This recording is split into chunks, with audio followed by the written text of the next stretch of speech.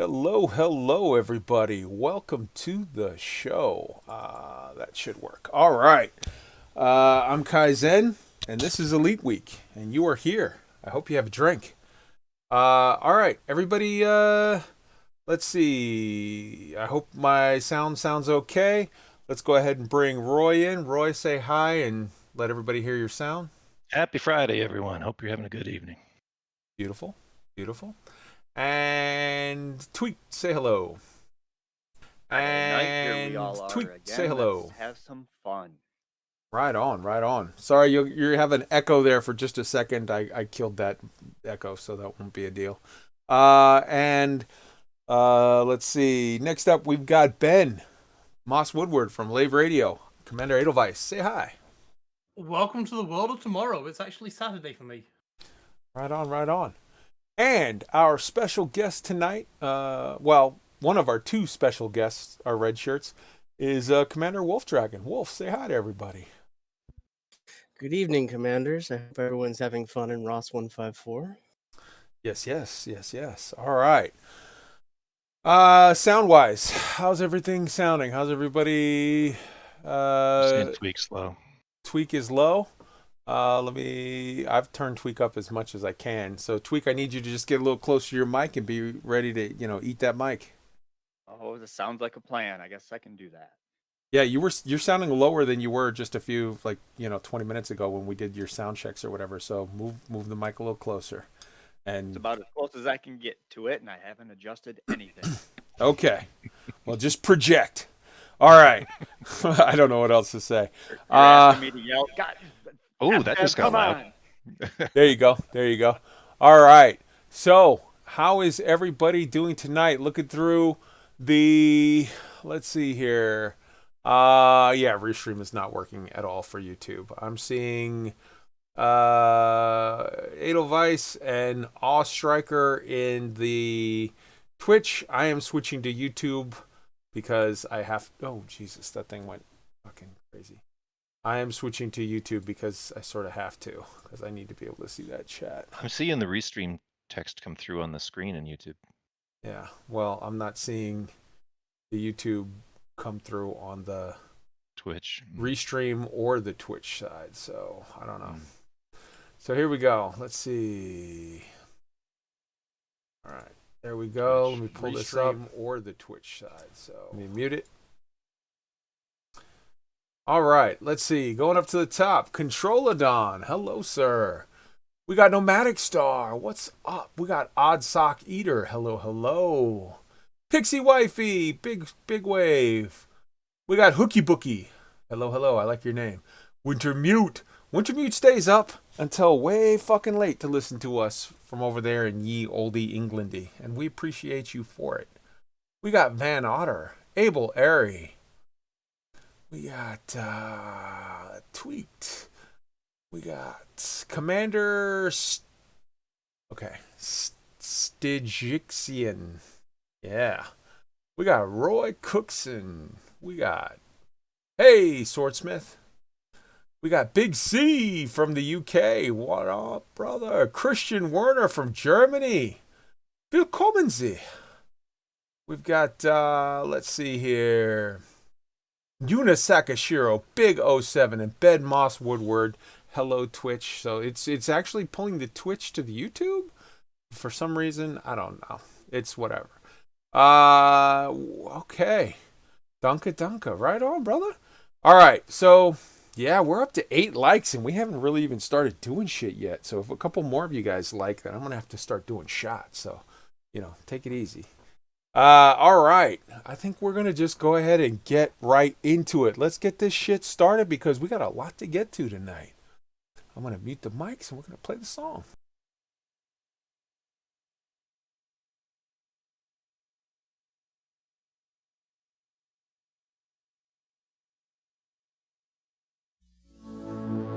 You and I in a little toy shop, buy a bag of balloons with the money we've got.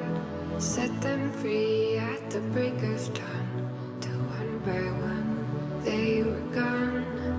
Back at base, bugs in the software. Flash the message, something's balloons out there floating in the summer sky. 99 red balloons go by.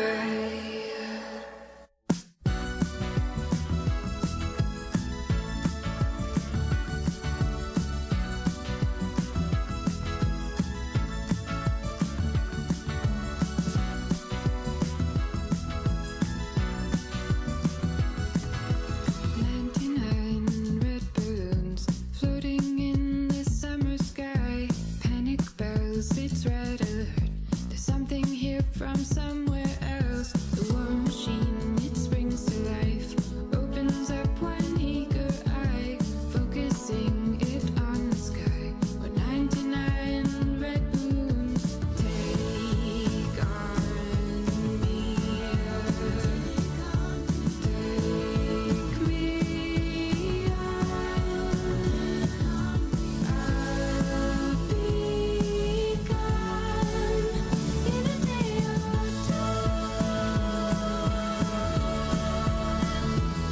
Oh, the things that you say. Is it life or just to play my worries away? You're all the things I've got to remember. Shying away, I'll be coming for you anyway. Take on me. Take me on. I'll be gone in a day or two.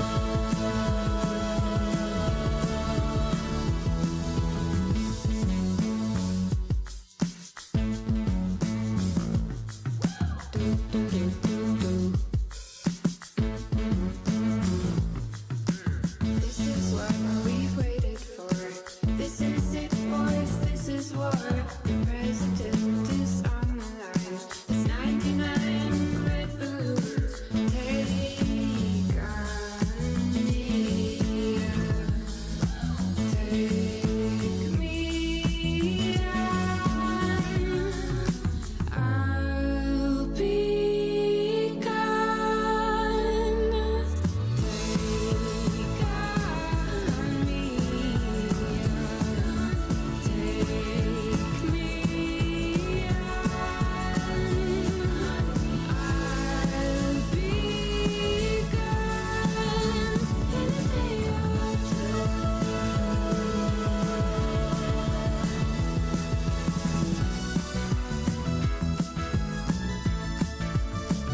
a day or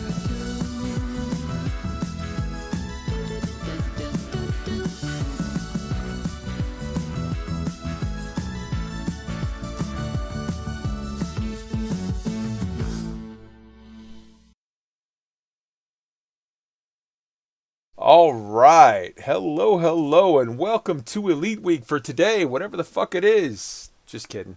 It's Elite Week, episode 59, Space Gitmo. Galactic Water Cooler, Friday, January 29th, 2021. I am Kai Zen, and I will be your tour guide on this drunken tour through the galaxy. With me, as always, is my XO, Commander Roy Cookson. Say hello, Roy. Happy Friday, everyone. Glad you're here with us. Yes, yes, happy Friday. My tactical officer, Tweet. Say hello. Good evening, everybody. Let's try to have some happy, shiny thoughts and have a little more fun this evening. Absolutely. And tonight we have joining us the health and safety officer from Lave Radio, Commander Edelweiss, Ben Moss-WOODWARD. Say hello, Ben. Say hello, Ben, indeed. Yes, now say something perverted. Something perverted. That's how you know you're on whatever show this is. Elite Week, yeah. It's And- American Lave Radio. Mm-hmm. This is... No, actually, you are British Elite Week. Get it right, Oh, son. yes, yeah. Yeah, my bad. Ah. And our other red shirt for tonight, we have Commander WOLFDRAGON from... Oh, my God, that's doing like an epilepsy fucking test on the screen. All right, I just fixed it. We have Commander WOLFDRAGON, my XO on the Dark Wheel Project, Turning the Wheel Initiative. Wolf, say hello to the beautiful people. Hello, beautiful people. I have gin. I will soon be catching up to Kai's level of drunkenness. You're already slurred a little, brother, so good luck. Good luck keeping up, because I got a hollow leg. All right. Let's get this shit started for realsies. Right off the bat, our cover art is Asp in front of ... by Commander Vex, by @CommanderVex on Twitter. Our opening song was 99 Red Balloons on Me by Pomplamoose. And our closing song is going to be Yesterday by Scary Pockets featuring India Carney. All right, so we're less than 2 weeks away from the first of 3 missions arriving at Mars. Are you guys fucking excited? I am crazy excited. I cannot stop checking out all of the stuff on these 3 missions. I'm like ready for it. I'm all about it. In addition, I want to give a huge congratulations to the Fuel Rats for hitting 100,000 rescues. We've got more information on the Odyssey Q&As coming to you tonight. And, oh yeah, we got some information about Space Gitmo. All this and more. So stay tuned. If you're listening to us on the podcast and would like to see the live show and visuals, check us out on YouTube at youtube.com/Elite Week and on Twitch at twitch.tv/Elite Week. If you're watching us on YouTube or Twitch and would like to know how to catch us on our podcast, check out anchor.fm/Elite Week. For sending us your thoughts by email, you can reach us at eliteweek3306@gmail.com. Our very active and growing Elite Week Discord can be found at tinyurl.com/Elite Week Discord, where you can check out or contribute to community feedback, resources on turning the wheel, and real-time updates about Elite from a variety of content creators. In addition to the Discord community feedback channel, feel free to write in our YouTube comments anything about the topic of the week, as well as anything else you'd like to share. We'd love to hear from you. Also, if you're enjoying the show on YouTube, please make sure to like and subscribe and click on the bell. It really helps us out. On Twitch, a follow would be much appreciated. If you're on Twitter, feel free to follow at EliteWeek3306 for news and information about Elite Dangerous and cool sci-fi and space news. We record live on YouTube every Friday night at 8 p.m. Eastern Time. That's 1 a.m. UTC, so come and join in on the fun. If you're listening to us on the podcast, please make sure to rate and review us on iTunes, Google Podcasts, Spotify, or whatever platform you use. And let us know if there's a format you want us to look into. We don't do Patreon, so save your money and just tell your friends about the show. Hell yes. All right, everybody. We're going to jump right into a little section that I know you guys love. It's the Dark Will Update. It is the Dark Wheel Update. All right. So you guys, everybody already knows Ben, Commander Edelweiss. So, and obviously he's going to be joining us for the whole show. So, you know, we're going to get plenty of chances to talk to him. Unless I pass out first. Unless he passes out first, which happens because, let's face it, he's a lightweight. In addition, though, we're going to skip the interview with Commander WOLFDRAGON because we're going to incorporate that into the Dark Wheel Update. Right off the bat, I have to give a huge shout out to the Black Sky Legion, the official squadron of the Dark Wheel Project and Elite Week podcast and Discord and what have you. The tag for it is BSL1. If you're looking for a group to join on PC, just join Black Sky Legion, BSL1, and come say hi. We got shit going on all the time. Come join us. It's fun. All right. What's going on with the Black Sky Legion and the Dark Wheel Project? Well, we landed on Wednesday, January 27th in Ross 154, which is the target for the Sol test site that we hit exactly where we wanted to. And we did that because of our guest tonight, WOLFDRAGON, who was doing all of the hard work behind the scenes to keep these going as the sort of general who was setting the cube and checking it. He's got a whole squad of people that have been helping him to check the cube each day to like make sure that all the numbers are right. He's keeping track of, he's doing all the BGS math in the background. Basically, he's doing the work while I'm getting the show ready and doing all kinds of sort of other stuff. He's doing the actual, like, I'm running the administrative side of the Black Sky Legion and the project as a whole, but all of the work, specifically the day-to-day, getting the missions assigned and getting that stuff done, that all comes from WOLFDRAGON. So we landed on Wednesday the 27th, and Frontier did a weird thing. Frontier had that little patch on Wednesday. Well, guess what? It fucked with stuff, with the BGS wise. And it actually fucked with stuff in our favor this time.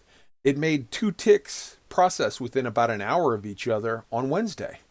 So on Wednesday, when we landed in system in ROS 154, like an hour later, we went into active war. You're not supposed to be able to do that. Like, that's supposed to be impossible. It's supposed to be you'd have a day of pending war and then a day of active war. Everybody who knows BGS, anything about BGS, knows that that is just an immutable truth, except for when Frontier processes 2 patches, two ticks within an hour of each other, in which case, okay, shit gets weird. And we landed in system, and an hour later, we were in active war. And yeah, we crushed day 1 of the war. We crushed day 2 of the war. We're now in day 3 of the war, which on tomorrow's tick, we will win. The next day's tick, we will win day 4 of the war. So Sunday, we will win this war 4-0 with a clean sweep. And then we should, that should launch us directly sort of into 3rd place in the system. 3rd or 2nd or 4th, depending on how things move around in the next 2 days in the system. There's a lot of things that are close by, but whatever. We're going to, from there, immediately, start the process to go. And the next war will take us into, for sure, 2nd place. And then after that, we're going to climb through the system, take 1st place. And we are at the Sol test site. So this, everyone, this will be what gets us to testing Sol. And either we will move into Sol, or something will happen other than we move into Sol, but something cool and weird happens, like a permit happens, or something pops up, or special mission, or something. Who knows? I don't know. Or nothing will happen. These are the 3 options. And we're within a couple of days of, I think probably by about Monday, Tuesday, we're going to start shaping the cube for the next jump, which will be to the LFT 509 test site, which I know everybody is super excited for. I'm going to be just bluntly honest with you. I don't know if anything's going to happen with Sol. I kind of would think that our best shot of something cool happening is actually in the LFT 509 site. That's what I'm holding my breath for. So we'll see. And with having said all of that, I kind of want to turn it over to Wolf for a little bit. Tell us a little bit about yourself. Tell us about your involvement with the project and some cool and interesting things that you've done. I mean, obviously, I know you can't give away details or trade secrets on the stuff that we have upcoming, but just in some broad strokes, tell us some cool shit that's happened and some, some of what it takes to do what you do for the Dark Wheel. Yeah, I can work on that a little bit. So I want to start out first with giving a shout out to the guys that help me with the BGS scans every day. As soon as that tick happens, the faster we get information, the faster I can figure out what's going on, what needs to happen, what we did yesterday, how it moves systems around, and whether or not we need to turn up the heat somewhere or back it off or redirect. So all the guys that helped me out with that, a tremendous thank you. Black Sky Legion, Rabbit Hamsters, the General Standing Army, everything that you guys are doing every day, it's awesome. It's one thing to sit down for a couple hours every day and figure out, okay, what needs to happen, put out the word, and then watch it happen. It is truly, truly impressive, and I thank all of you for your effort. And this crosses all of the different ways of playing the game, PC, Xbox, PS4. Like, we've got commanders around the globe on every system doing this, and it is just amazing the amount of community engagement we have, and it is very cool. Hell yeah. Hell yeah. Now, also, in addition to all of the 3 platforms, let's keep in mind the fact that over the last year, we've had literally thousands of commanders working between the couple thousand people that joined the Elite Week Discord. We've got like 2,500 people in the Discord right now active. We have like 20 plus different Discords that subscribe to our Standing Orders channel. So they get that posted in their Discord every day, and they're doing whatever they're doing working, because there's all different lists of like, you can do bounty hunting or trade or exploration or this or that.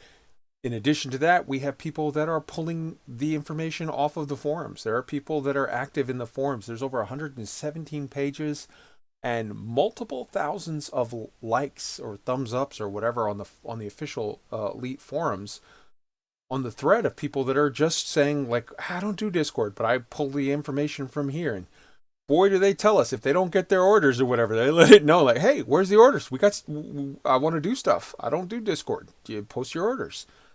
So there's thousands of people that have been doing this, you've been keeping track of. I see I see multiple dots here. Let's start with Ben. You got an issue on 509 or a question? I was just saying 509 is the place that I'm really looking forward to. You know, it's like, that's where the shit's going to be. Right on. And that's the exciting stuff. No one really expected anything in Lave. I don't know about you, and I don't expect anything in Sol either, but 509, fuck yeah. I think there might be something in Sol, but if there is something in Sol, I think it'll be more along the lines of Frontier putting in a POI or a little like, a mission, a thing, Maybe. something. Just like some like, hey, we want to acknowledge all the work that thousands of our consumers have done over the last year. But yeah, for me, the main thing that I'm super excited for is 509, 100%. Roy, you had a question? Roy? You're muted? Everyone take a drink? And we're back. All right. Yeah, I was going to thread on what you guys were saying that, maybe Soul is the lesser sister of the two in terms of what we're hoping for, but I would also say that it's a huge thing to check off the list. Oh, for sure. And the effort that's gone into getting it there is just hard to fathom. So having only played this for a little over a year now, do you think that Turning the Wheel's like the largest concentrated BGS effort ever in game? Is that a thing? That's an interesting question. I'm going to let Wolf take this one first, and then I'll hop in after with my thoughts. Well, actually, I'll Wolf and then Ben, and then I'll hop in. Well, to be honest, that thought is terrifying that I'm telling that many people and it's the biggest effort anything. From the limited time that I've been doing BGS, let alone playing the game, it's only been about a little over a year at this point. The amount of BGS work it has taken to make sure that we arrive in 154 has been it's been monumental. There's a lot of traffic around Seoul. It's a very popular region of space. There's always that element with the BGS of, okay, we've done everything we can. Wait for the tick, hold your breath, cross your fingers, do everything that you think is good luck and wait for it to come out. And it was really, really awesome to see that we were in 154 when we did. And it's because of the effort put forth by everyone. And no to be one clear, person can do this. And to be clear, this isn't a situation of like, well, we tried it 8 times and landed there. We got it on the first try. And that is legit. I mean, I know he's too modest to say it, but that is down to the work of Wolf. I mean, a lot of people pitched in and a lot of people did stuff, but it all rested on his shoulders. And I can tell you, Wolf is like a government engineer. I don't want to get into details, but like like legit, he's worked for NASA before, and he is now a engineer that does aeronautical stuff for the United States government. And we've been fairly blessed and lucky with the fact that the U.S. government has been sort of in a weird spot right now, and they're like, they keep pushing his shit back, and they're like, okay, well, more or less, hang out at home. We'll get back to you in a week or two and see if we got something for you. But right now, flights are grounded. This is that, this and whatever. And so hang out at home. And he's been working like, I'm not even fucking joking. He's been working like 10 hours plus a day on this shit to get it all where it needs to go. So like, I legit have like a fucking rocket scientist 10 hours a day plus devoted to this shit. And all I can say is, I love you, Wolf, and I love your wife, who is very understanding and allows you to do this shit for all these hours for the last several weeks. Yeah, there is that. Luckily, with our BGS planning crew that we have, all of those guys are awesome. I've gotten access to a bunch of tools. I've been able to reduce the time, quote unquote, during the day needed to get everything out. And then just like the rest of you, I'm logging in, I'm flying around, I'm running missions, doing the things we need to do in the places we need to do it. And yeah, I mean, just because I'm the one figuring out the BGS doesn't mean that I'm not doing anything else other than that. I'm there in the trenches with you. Hell yeah. Hell yeah. All right. So I'm gonna actually forward that question to Tweak. Tweak, why don't you tell us the size of different things that people have done BGS wise? Do you think that this is, in answer of Roy's question, do you think this is the biggest single BGS effort you've seen, or is there any that you know of that you're like, well, it was actually, that one was fairly huge?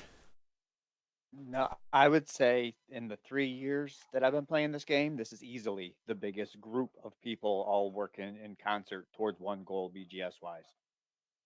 I can totally appreciate the time and the effort and that it takes to plan something like this. People really underestimate BGS in a couple aspects. One, when you work the BGS, you really get to play every facet of the game. You can do anything in the game and make it work towards your BGS.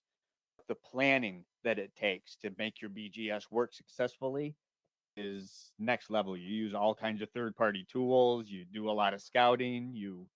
And like Wolf said, you cross your T's and dot your I's and spin around in circles and do a rain dance and hope for the best. But boy, there's no better feeling than when that tick happens and you landed in that system that you were targeting, or the war is finally over and you won it. That's why I love the BGS. It is ever rewarding for that kind of thing. 100%. Let me tell you something. That is exactly right what you just said, of like, you have to, it's not a matter of like in school, do all the things and you'll get an A. Like, no, it's do all the things and then hold your breath and pray to Vishnu or fucking Muhammad or Xenor or God or, Yahweh or whoever it is. It's like, oh, pray to Carl Sagan that shit goes your way, because if it doesn't, it's just like heartbreaking. And then it's like, well, then you'll talk to like the pros in the BGS group and they'll say like, yeah, man, you did your best, you did everything right. Sometimes RNGesus just fucks you. Try again. And it's like, oh my God, okay, whatever. So this one worked out perfect, and I think this was the single, this and Lave are the two trickiest jumps we've done, and this one worked out perfect.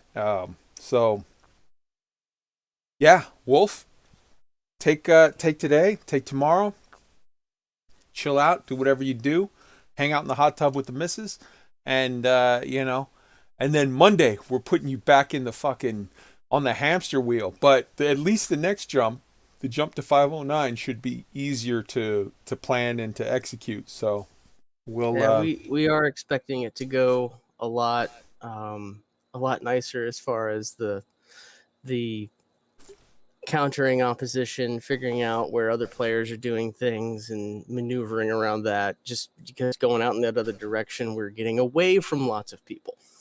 Beautiful. So Wolf's going to stick with us as we go on our tour throughout the galaxy. Right off the bat, I want to start off with the BUUR PITT air-to-surface assault mock-up. The BUUR PITT did a very cool thing. I love BUUR. I love Rini. I love the whole squad at the BUUR PITT. They did a cool thing where they were like, we're going to simulate what maybe a ground assault, an air-to-ground assault might look like in Odyssey. Now, obviously, they don't have all the tools. They weren't able to have, people running around on the ground and, turning off the shields or the whatever. But, like, they did a coordinated assault and filmed it with in a very cool way of, like, what that might look like. The link is in the show notes. Go and check it out. If you have not yet, subscribe to the BUUR PITT. They are awesome people and deserve your sub. In addition to that, we've got the High Wake. They're a YouTube page that does short animations. They're like 2 minutes each. They're funny, clever little things. Go and watch all of them. There's a half a dozen. Go check them out. They're cool. And I want to highlight this. We're sort of turning the page on the stuff that we had for the last 2 weeks where, there was a lot of criticism of the delay and the divergence and what are we doing and yada, yada, yada. And we're still going to hit issues as they come up, but we're going to, transition into sort of, positive, like, oh, you could do this or not. Yeah. Okay. The stages of grief. Yeah. All right.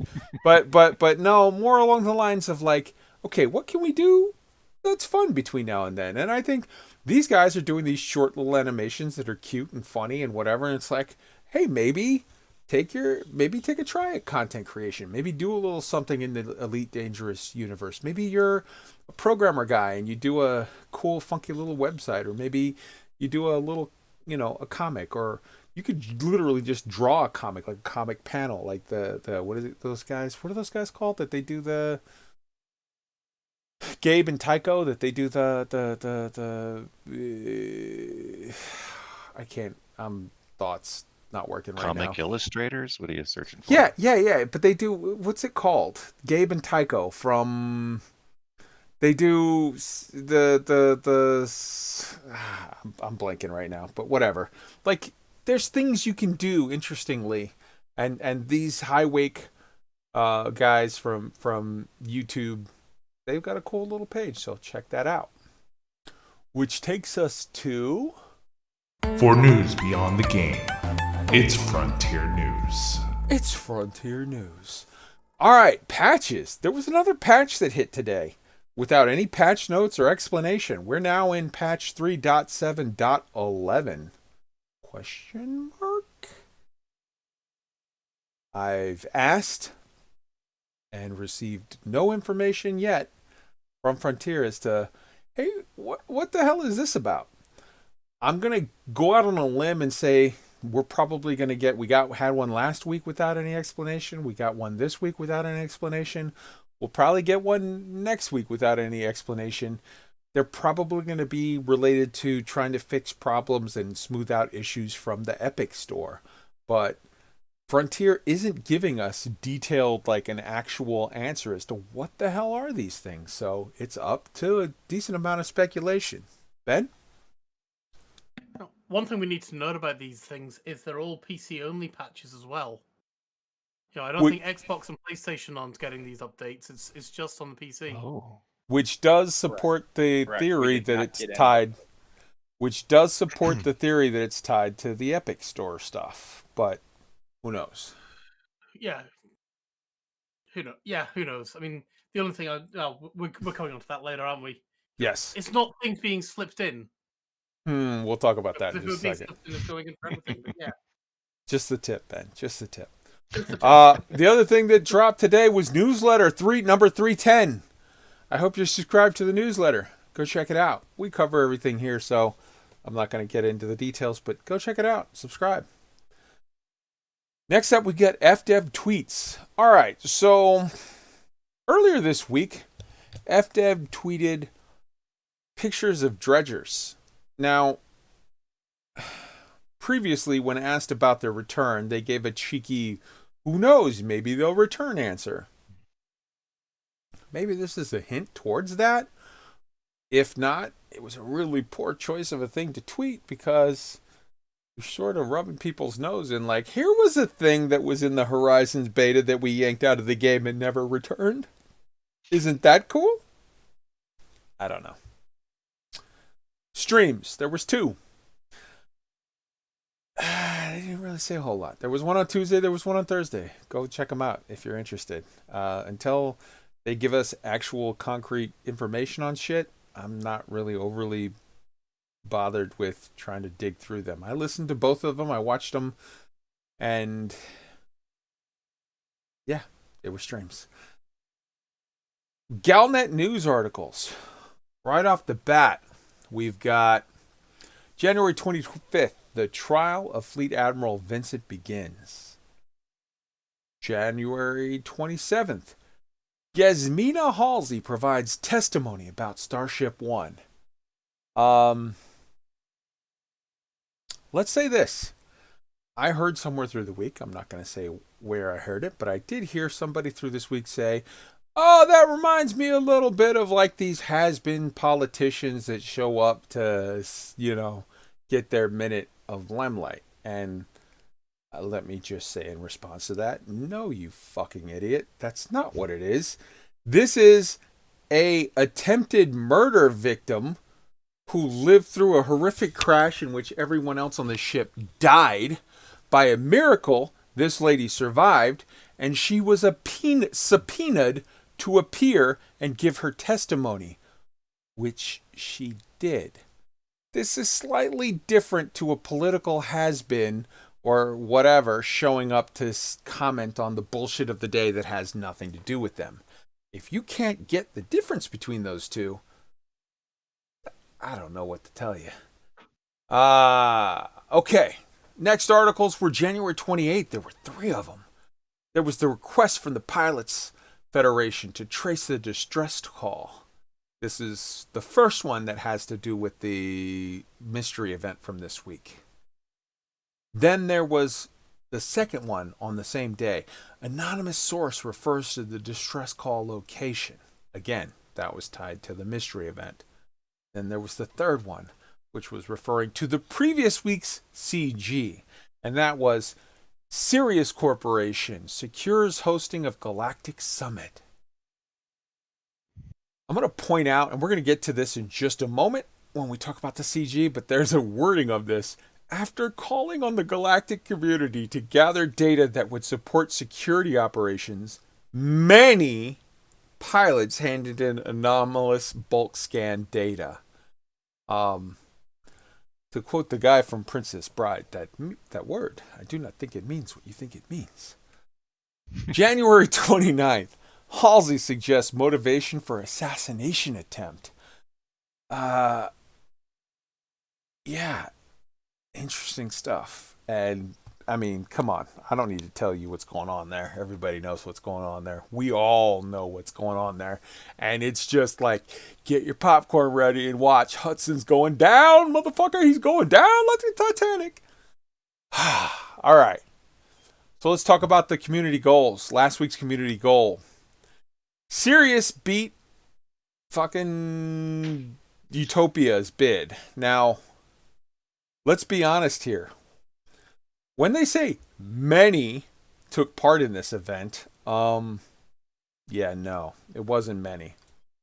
It was just barely 4% donated on the SIRIUS side and 2% on the Pranavantal tech hippie side, the Utopia side. So like what we called last week where we were like, yeah, nobody's going to take part in this thing.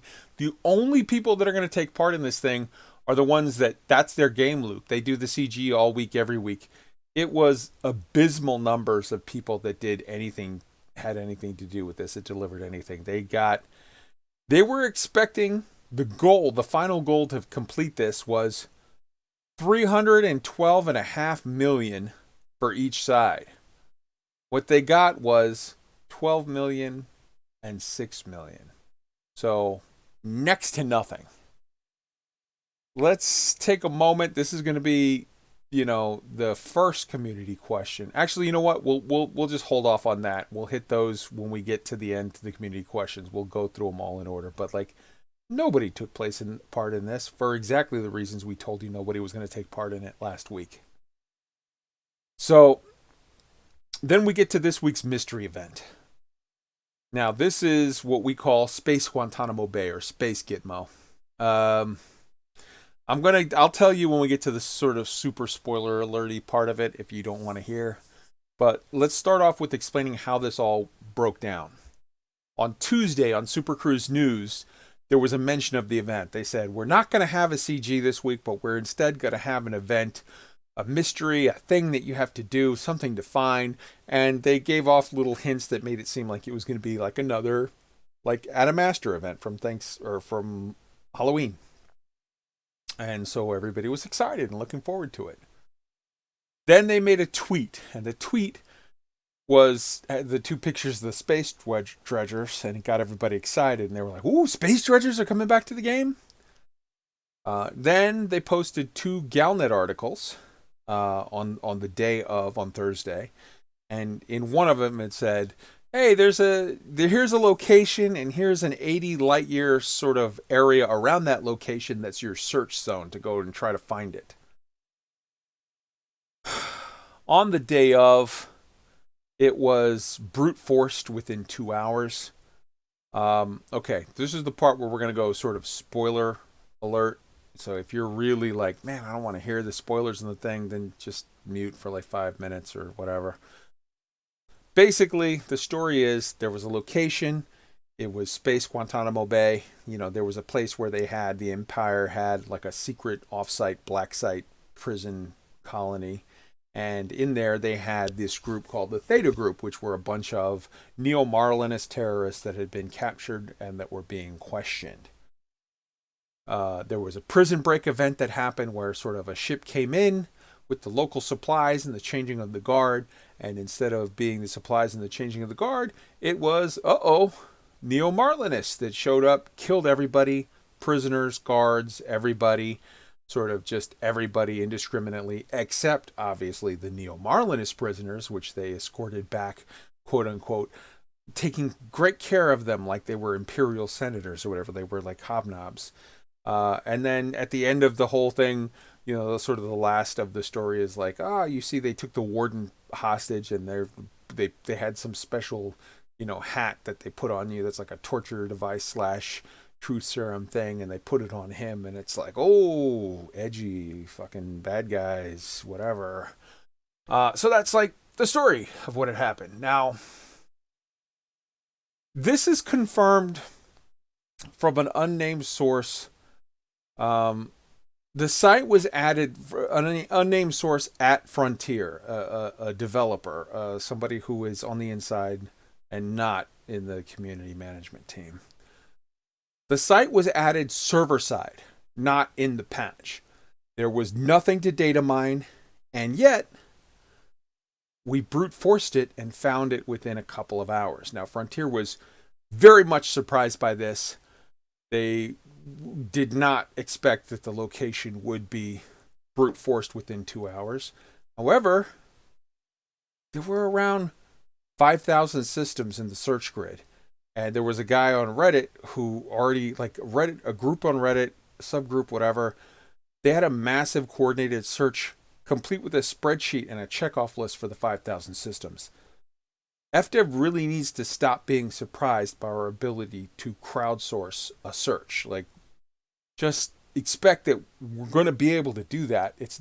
You're not going to surprise us.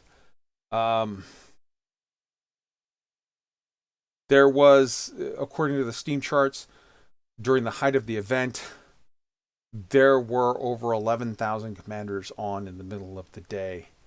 And so even if just a small portion of those were doing that, it's a matter of like, okay, if 10% of the people on were doing that, then each person would have had to have literally searched 5 systems. Like, yeah, we're going to break your shit. We're going to find stuff. You're going to have to up your game if you want to make a mystery that lasts more than 2 hours from going live. Now, because of the fact that we brute crowdsourced it and killed it quick. You know, it appears that maybe the event was completed. However, because it was brute forced, maybe we didn't solve all of the clues per se. So even though we got to the end of the story and that's confirmed, there might be a step that we missed. There might not be. We don't know. So maybe there's going to be something else in the next week. There's a lot of people still sort of searching around down there for other stuff, and we'll see. Maybe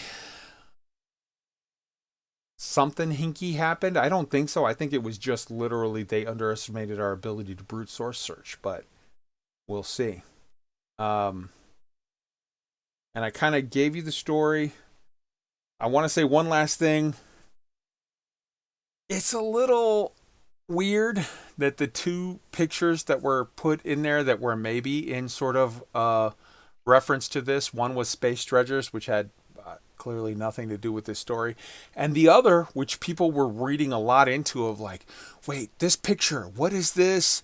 Is this a clue? Should we be looking at this? Should we It was a picture from a 2017 press release that had nothing to do with this event whatsoever. It was a thing about a Horizons press event launch thing. Like, so maybe dredgers are still a thing that's in the offing or in the possibility within the next 6 months or whatever. I don't know, but it's all I want to say is when you want to reuse assets, kind of be careful, because people read into shit a lot, and then they're going to get pissed off at you if the assets have nothing to do with the event whatsoever. All right, we're going to start with Roy. You had a feeling on the difficulty level of the event? Yeah, I think this is clearly a case of them underestimating the player base. I mean, if I was to make a Venn diagram of people who might actually decode a real-life alien signal, like in the movie Contact, and players of Elite, I would suspect they almost nearly overlap. There's players of this game that are honest to goodness, astrophysicists, data scientists, programmers of all ilk, just a very smart crowd of people. And add to that they're passionate about the game.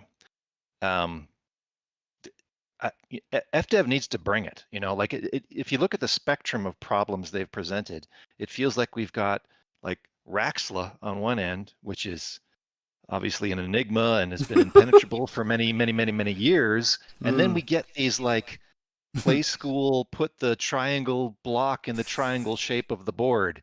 I mean, I don't mean to mean too demeaning here, but how about we aim for something in the middle?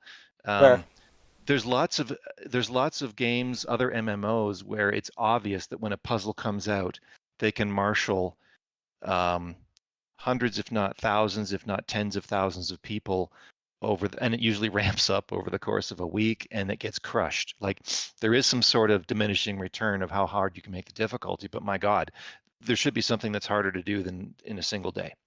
True. And you know, as Jimmy James would say from News Radio, Raxla is a secret wrapped up in an enigma, smothered in a secret sauce. Yeah, for sure. All right, so that takes us to Ben.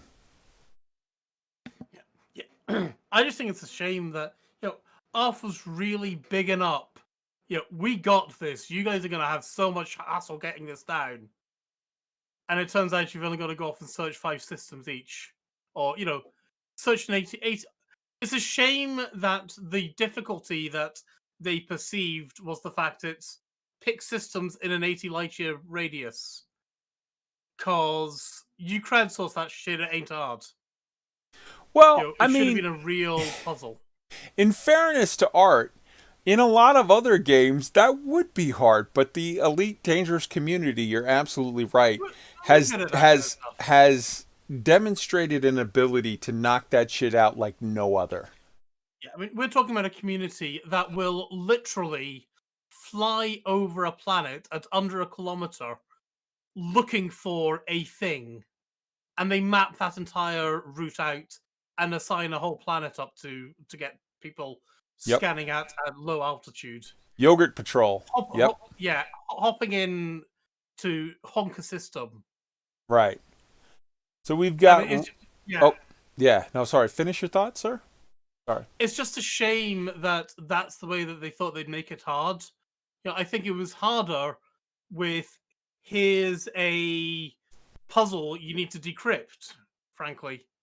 Yeah. And I Well, know Frontier have staffers on hand who can do that kind of stuff. yeah. Well, to give you a reference, the puzzle to decrypt took 6 days. The brute force search an 80 light years area took less than 2 2 hours. hours. Less than. I mean, but yeah. I was going to do it after work, and by the time I finished work, it was done. Yeah. Although the only thing I'll say about the Halloween event was, I think the only reason it took 6 days was they broke. released here's a quadrant, here's a quadrant, here's a quadrant over the course of a week. And by day 4 or 5, we had a fairly good idea what the message was going to say. Well, keep in mind though, there was also the other part of it in game. Once it was launched, that was the Twitter whatever part. The second part of it though was the in-game part, and that one took several days because the listening post was broken, so it didn't give out data for the first several days. But you're right. And that's a good way to delay things, I suppose. No, that is not a good way to do things. No, Roy, you're up. If FDev would like an example of world-class puzzles that can at least withstand crowdsourcing for a week, I would point them to Destiny 2's Corridors of Time puzzle that was about a year ago, almost a year ago to the day, about a week and a year, where a feature of this was the end result of the puzzle was a massive map, but the way they'd scripted it was each time a player goes into the instance where they could get the clues, they would get a piece of it, and everybody was getting different pieces of it. So it forced collaboration among a large group of players, which then made it take longer, and it caused people to have to sort of group together, through Discords or whatever, and people were making spreadsheets and kind of collaborating. Okay, everybody send their data here, and like it really leaned into the crowdsourced aspect of it and introduced an element that made it so that, okay, you want to brute force this, it's still going to take now it's going to harness the horsepower of brute forcing something through a crowdsourcing effort. I dig it. Wolf. Yeah, I'm just reminded of the tremendous effort that went towards remapping all the rings in the bubble when we had the reroll of the resources when Tritium got introduced. Yeah, it took a while because there were many more systems. I mean, you talk about the bubble, it's orders of magnitude larger in comparison, but that should have at least given them a clue that there are people who are out there willing to do nothing but just go from system to system, map out things. And I mean, that writing was sort of on the wall with how long would it take to brute force this? Everyone's already used to sort of working together for things. You're absolutely right. And Tweaked. I want to be clear, and I want to give FDev a little credit for at least trying to give us some content, trying to give us a new mystery. I like when they do this kind of stuff, but for me personally, this was a huge swing and a miss because this broke literally. I was at work. It was about 10:30 when the tick hit. I started seeing it on social media. It was done before I went to lunch that day. So by the time I got home from work that night, I've literally paid almost no attention to this because there was nothing to do with it at all. So it's props to them for trying to do something new, but they really need to start making these more multi-step, multi-prong, maybe multi-branched mysteries and stories for us to try to solve. You're absolutely right. Okay, so I'm going to close out this subject by saying 3 things. The first, no spoilers, but for those of you who are listening to this who are like, just tell me where the hell the place is, it's in the show notes. So in the show notes, when this thing goes live, you can pull it up from the YouTube page, and you can see the actual signal that is the distress signal mystery endpoint, and you can go and click on the logs and see them for yourself if that's what you want to do. Secondly, I want to echo Tweak's thought with regard to huge salute to Frontier for putting in something new and different. It's interesting. I dig it. Yes, you're going to have to up your game a little bit and understand that our ability to crowdsource a search is just stronger than you think it is. We are not your average gamer nerds, for we are space sim gamer nerds, and our EPeen will not be denied. And lastly, with regard to sort of the whole idea of it, I also want to give them props for this is not just an event that's there. This is an event that ties into the ongoing NMLA storyline. And I really, really, really dig that. But please, please, please be doing something with those space dredgers, because otherwise that was just a really bad tease to put that space dredger picture up, because so many people are super excited and want to see those. Don't tease us with something you're not going to give us. If you're going to tease us, if you're going to wear that short skirt, you better put out. All right. Next up, we got that was a really bad analogy. I'm sorry. I got to address that. I shouldn't have said that. I take it back. But No. I mean, come on. Teasing us with what they're not giving us is what FF does. Yeah, it's 2021. We're supposed to be getting past this. But anyways, all right. Next up, we've got the Frontier Friday Q&A. All right, I've told you, and I'm going to be positive throughout the majority of the show. This is the part where I'm not. So if you're going to get butthurt about it, this is the part where you want to go ahead and skip in the timestamp. Tomorrow they'll be timestamped. Skip to the next thing, because this is going to be, I'm just going to do some real talk here, and not all of you are going to like it. I understand that Frontier has decided to close down the AMAs, and the reason why they closed down the AMAs, let's be honest, is because they were going to get roasted mercilessly by people who are like, what the fuck with this delay? What the fuck with the divergent releases on different platforms? What the fuck with telling us everything is great and you're on time with the MCV article, and then a week later, whatever.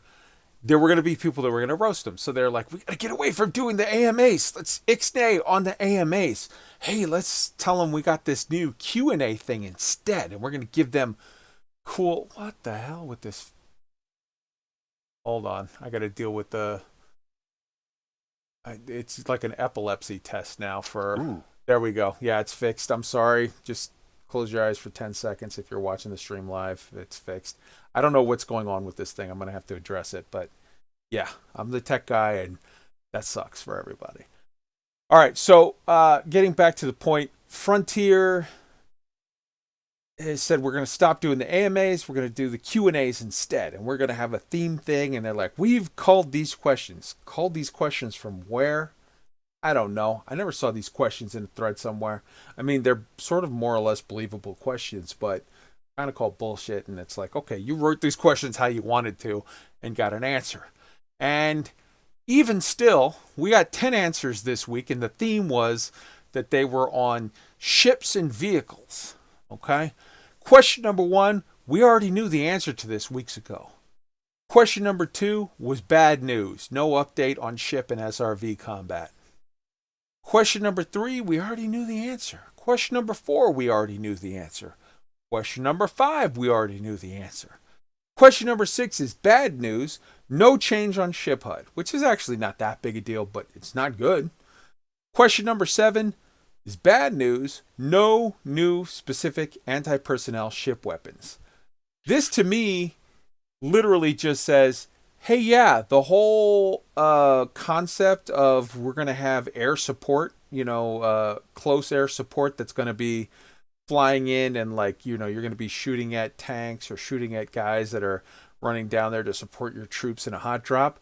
Yeah, we're not going to do fuck all to support that game loop, which makes me sad.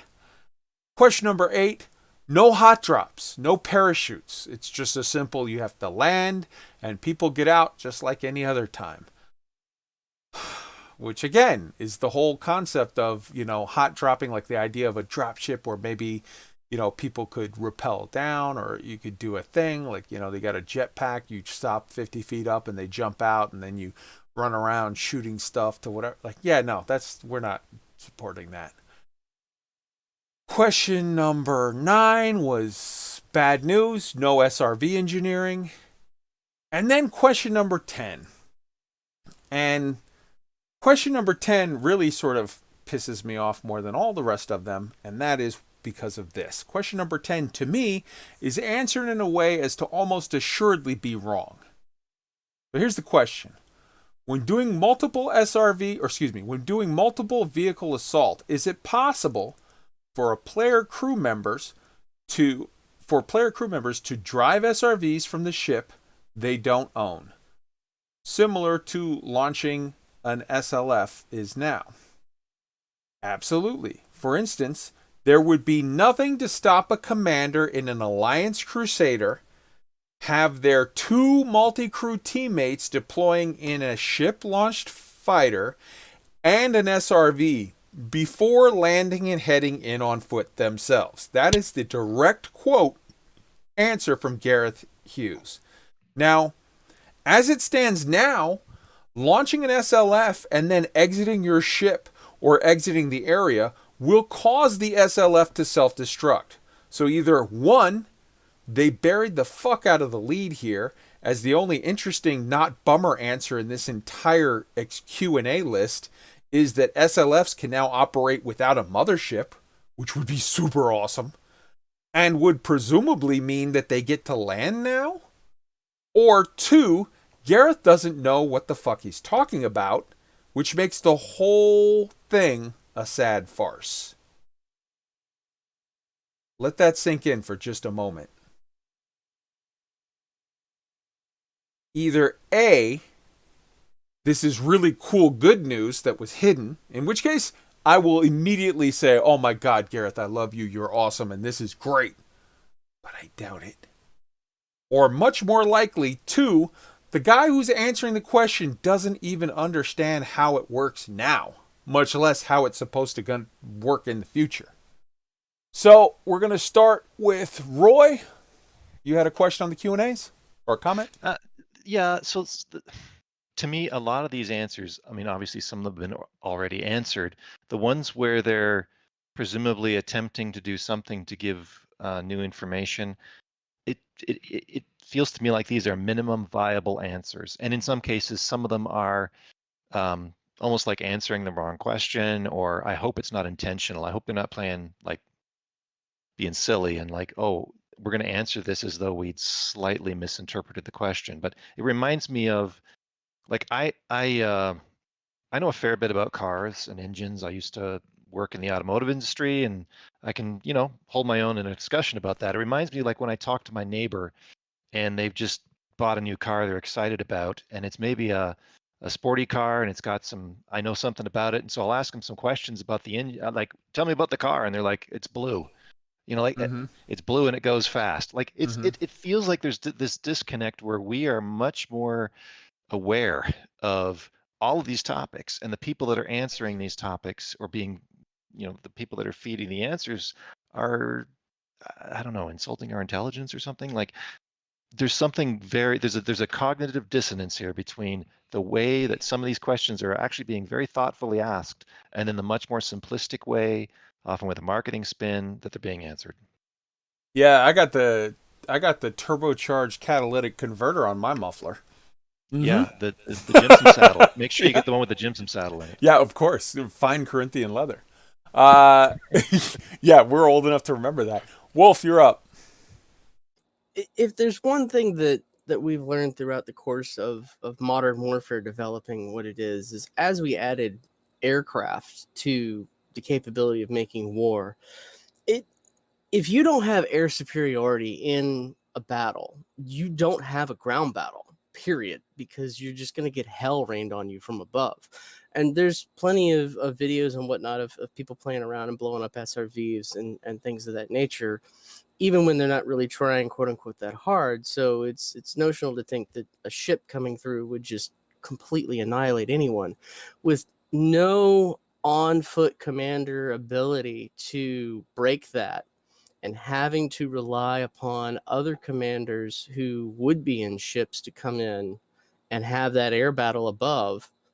You're going to completely lose out on the ability to have a superior force on the ground be able to quell incoming attacks from the air and address the other side at the same time. I think they're missing out on a tremendous game loop there. 100%. Ben? Have they not said that there will be ways for people on foot to take on air forces, whether it's through some kind of SAMs or jumping in turrets or something like that? They have. They have, in fact, made it sound like, well, you could attack a base with your ship if you feel like it, but you're going to probably lose your ship. They've said that. However, let's be honest, this is the same group that made, the missions where, oh, you're going to have to fly in and land 5 miles out and then deploy your SRV and come over here and scan the thing. And everybody and their cousin that knows anything about BGS just flies right up, scans it from the ship and ignores it. So there's question marks there for sure. Tweaked is up, and then Roy. Yeah, for me, maybe I'm still being grumpy and kind of pissy, but to me, this is all just continuing the current trend of the last 2 or 3 weeks of almost no information. They put out this shiny article that's, hey, look at all this new information, which had almost nothing new in it. A couple things that were new were bad, but they were hoping we wouldn't notice that it's shining, it's flashing the shiny coins to the right hand side while you're feeling up the wife around the left hand side or something.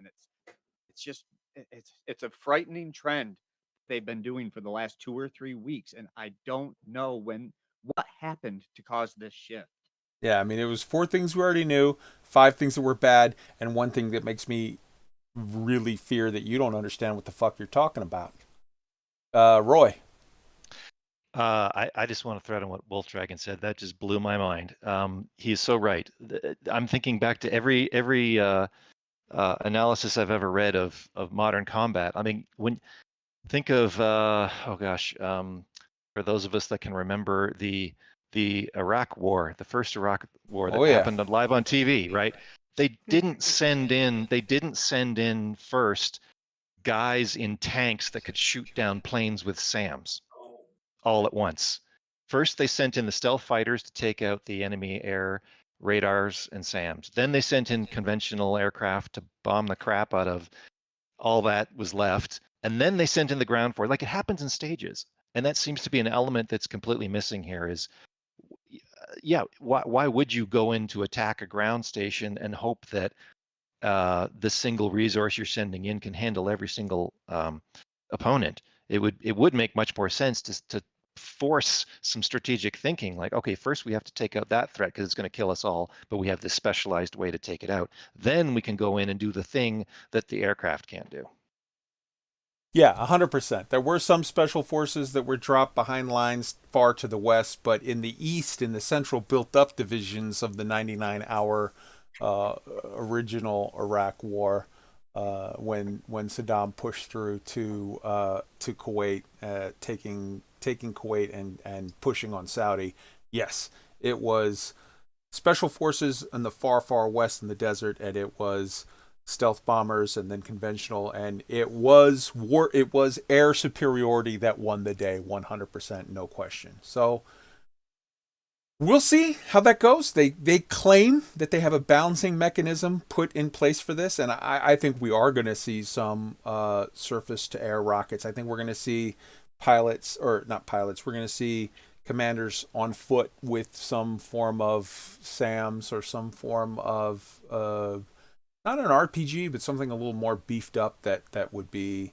able to give a threat to ships. But I think we're also going to see a lot of situations where just people come in and bully the fuck. If you got a vet with prismatic shields and really good resistances, they say you got to bring a small ship to be effective.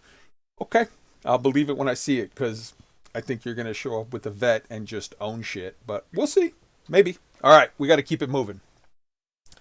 Next topic, we've got... now, I will say this with regard to my whole question on the SLF thing, where it's like, this, I don't think Gareth knows what we're talking about here.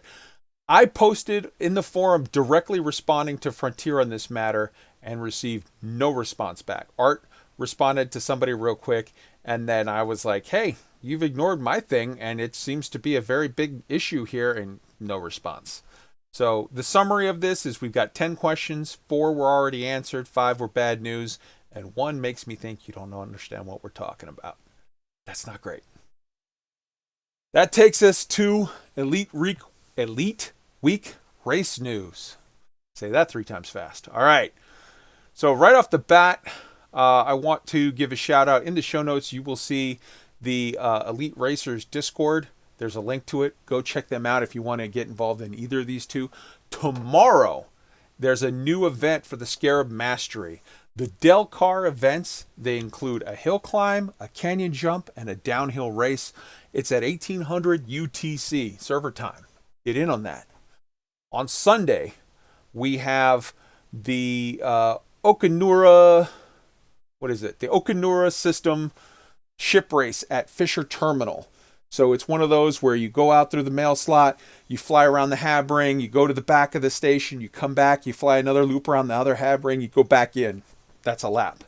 It's good shit. It's super exciting.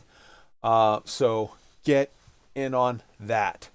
The Elite Week the Elite Racers, their Discord is there. You should go check them out. They've been doing amazing stuff, as have the Buckyball Racers. All good stuff. We're now going to hop over to Roy stories real quick. Here we go. Let's see here.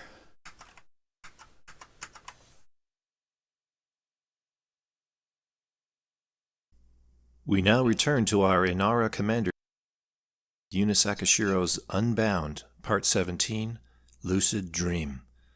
Commander Audaxius is playing the role of Logan Valberg. The seal is broken. Seems like someone was in here and used the data link interface. SAKASHIRO crawled out from below the dashboard. I'll run a diagnostic and compare the cryptographic hashes of the firmware binary modules with those published by Falcon DeLacy. If they differ, it'll mean someone installed non-standard firmware on this ship. If so, can we undo the changes? Asked Valberg. He was kneeling on the floor next to her. She picked up a wall panel and put it back in place. There's a clean copy of the standard firmware in read-only storage that we can revert it to. It may be a bit older than the one Martin installed before he sold the ship to you, but at least we'll know it's genuine.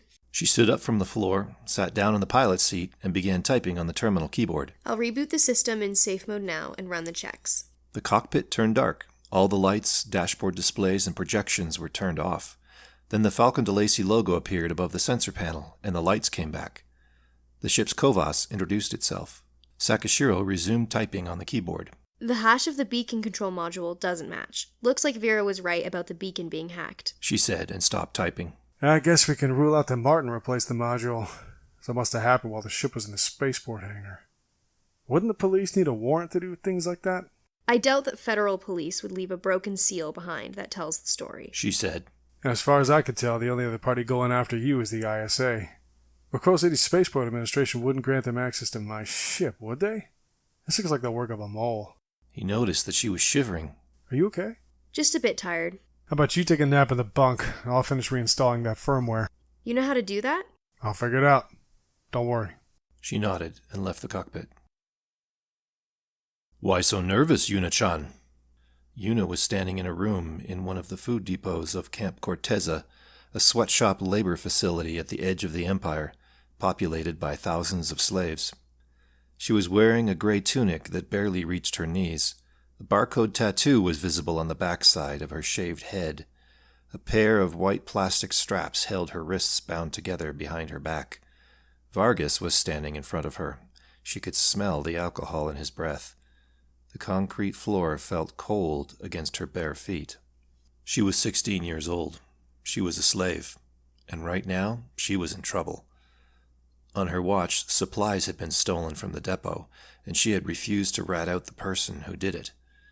Vargas's reputation preceded his slaver career. As an Imperial intelligence officer, he had interrogated prisoners of war, and he never failed to impress his supervisors with creative ways to break his subjects mentally or physically. Yuna-chan, he repeated and stretched the syllables. That's how your mother calls you, right? I'll talk to her later, after I'm done with you. He moved closer and looked down at her. His hand reached for the hemline of her tunic, and then he froze. Sakashiro stepped out of her teenage body and watched the scene from a few meters away. This, she realized, was not reality. It was a moment from her past, buried for years, resurfacing inside a lucid dream. This time she was not frightened. This time she would not cry. This time the rape and subsequent beating would not happen. Because this time she was in control. The snapping sound of plastic straps torn apart was heard in the room. Yuna looked straight into Vargas's eyes. Unable to move, he saw her left hand appear from behind her back. Her fingernails had turned into inch-long claws. Her hand entered his torso with the sound of ripping flesh. It moved up inside his ribcage. She was not in a hurry. His face turned red. His eyes opened wide in terror, but he could still not move. Her fingers found his heart and closed around it. He was sweating and breathing fast. Then, in a slow but forceful move, her hand pulled back. His eyes turned red as tiny blood vessels in the sclera began to burst from hypertension. She held the extracted organ in front of his face. I think you lost something, she said with a calm voice. Vargas's knees began to bend. He collapsed on the floor. His blood began to seep into the cracks in the concrete. Sakashiro woke up in the bunk bed of Valberg's ship. She spent a few minutes thinking about the dream. She realized that killing Vargas in the real world had not solved any of her problems. He was just one cog. To make a difference, she had to confront the entire machine. The ISA had to have enemies somewhere, and she wanted to find and join them, or bring them together. She returned to the cockpit to look for Valberg. How's it going? All done. I'm ready to move out.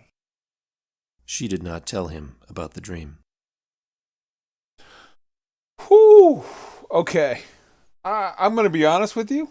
I forgot to say it, but I was about to be like, hey, Roy, let's be careful here. Like, just as a peek behind the curtains for y'all at home, Yuna Sakashiro is voice acted by Roy's underage daughter. She's like a kid. I don't know, 12, 15, something. She's a child. So I was like, I hope to God this doesn't get really weird and make me uncomfortable.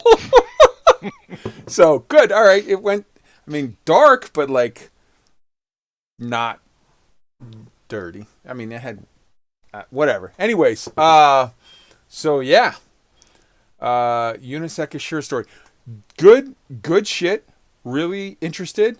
I would about how many more do you think we've got, Roy, before we're ready to swap it up and let another commander come in here for a go? I want you to get it to a good spot, obviously, but yeah. But I don't want it to end. I want to come back to Yuna. Yuna's good stories, man. Yeah, I've been talking about that actually with the crew. So we're gonna pick a point. We will. Good stuff. Well, you're in charge of all that. I trust you. All right. So that takes us to the next point, which is the Odyssey Galactic Expedition. So signups are ongoing. Professor Solace, friend of the show, and on the Discord, great guy. He is. Oh, this is doing it again. There we go. He is doing a expedition where it's going to go from the bubble to Colonia to Beagle Point back to the bubble. It is starting on February 20th and it's going till August. And he specifically said part of the whole thing of this is he's like, look, I'm really bummed about the delay. And I think that console users specifically are going to be super bummed and are having a rough time with this. I want to make a big event, stuff to do for us to try to... All right, this... I don't know what is going on with this. Sorry. With this... Hold on one second. I got to do tech work here because this slideshow is just screwing up crazy today.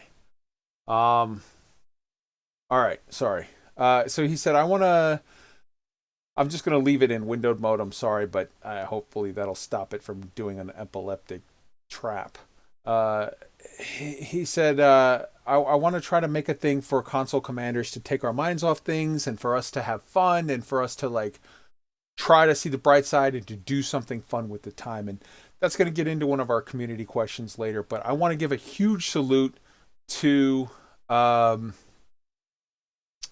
Professor Solace and to the people who are finding the best in this, finding something that they can do with their time in some way that they can make it productive. And I mean, let's be honest, we're all a little bummed about the Odyssey delay and whatnot. But this is an amazing game. This is an amazing universe. There's tons of things to see and do.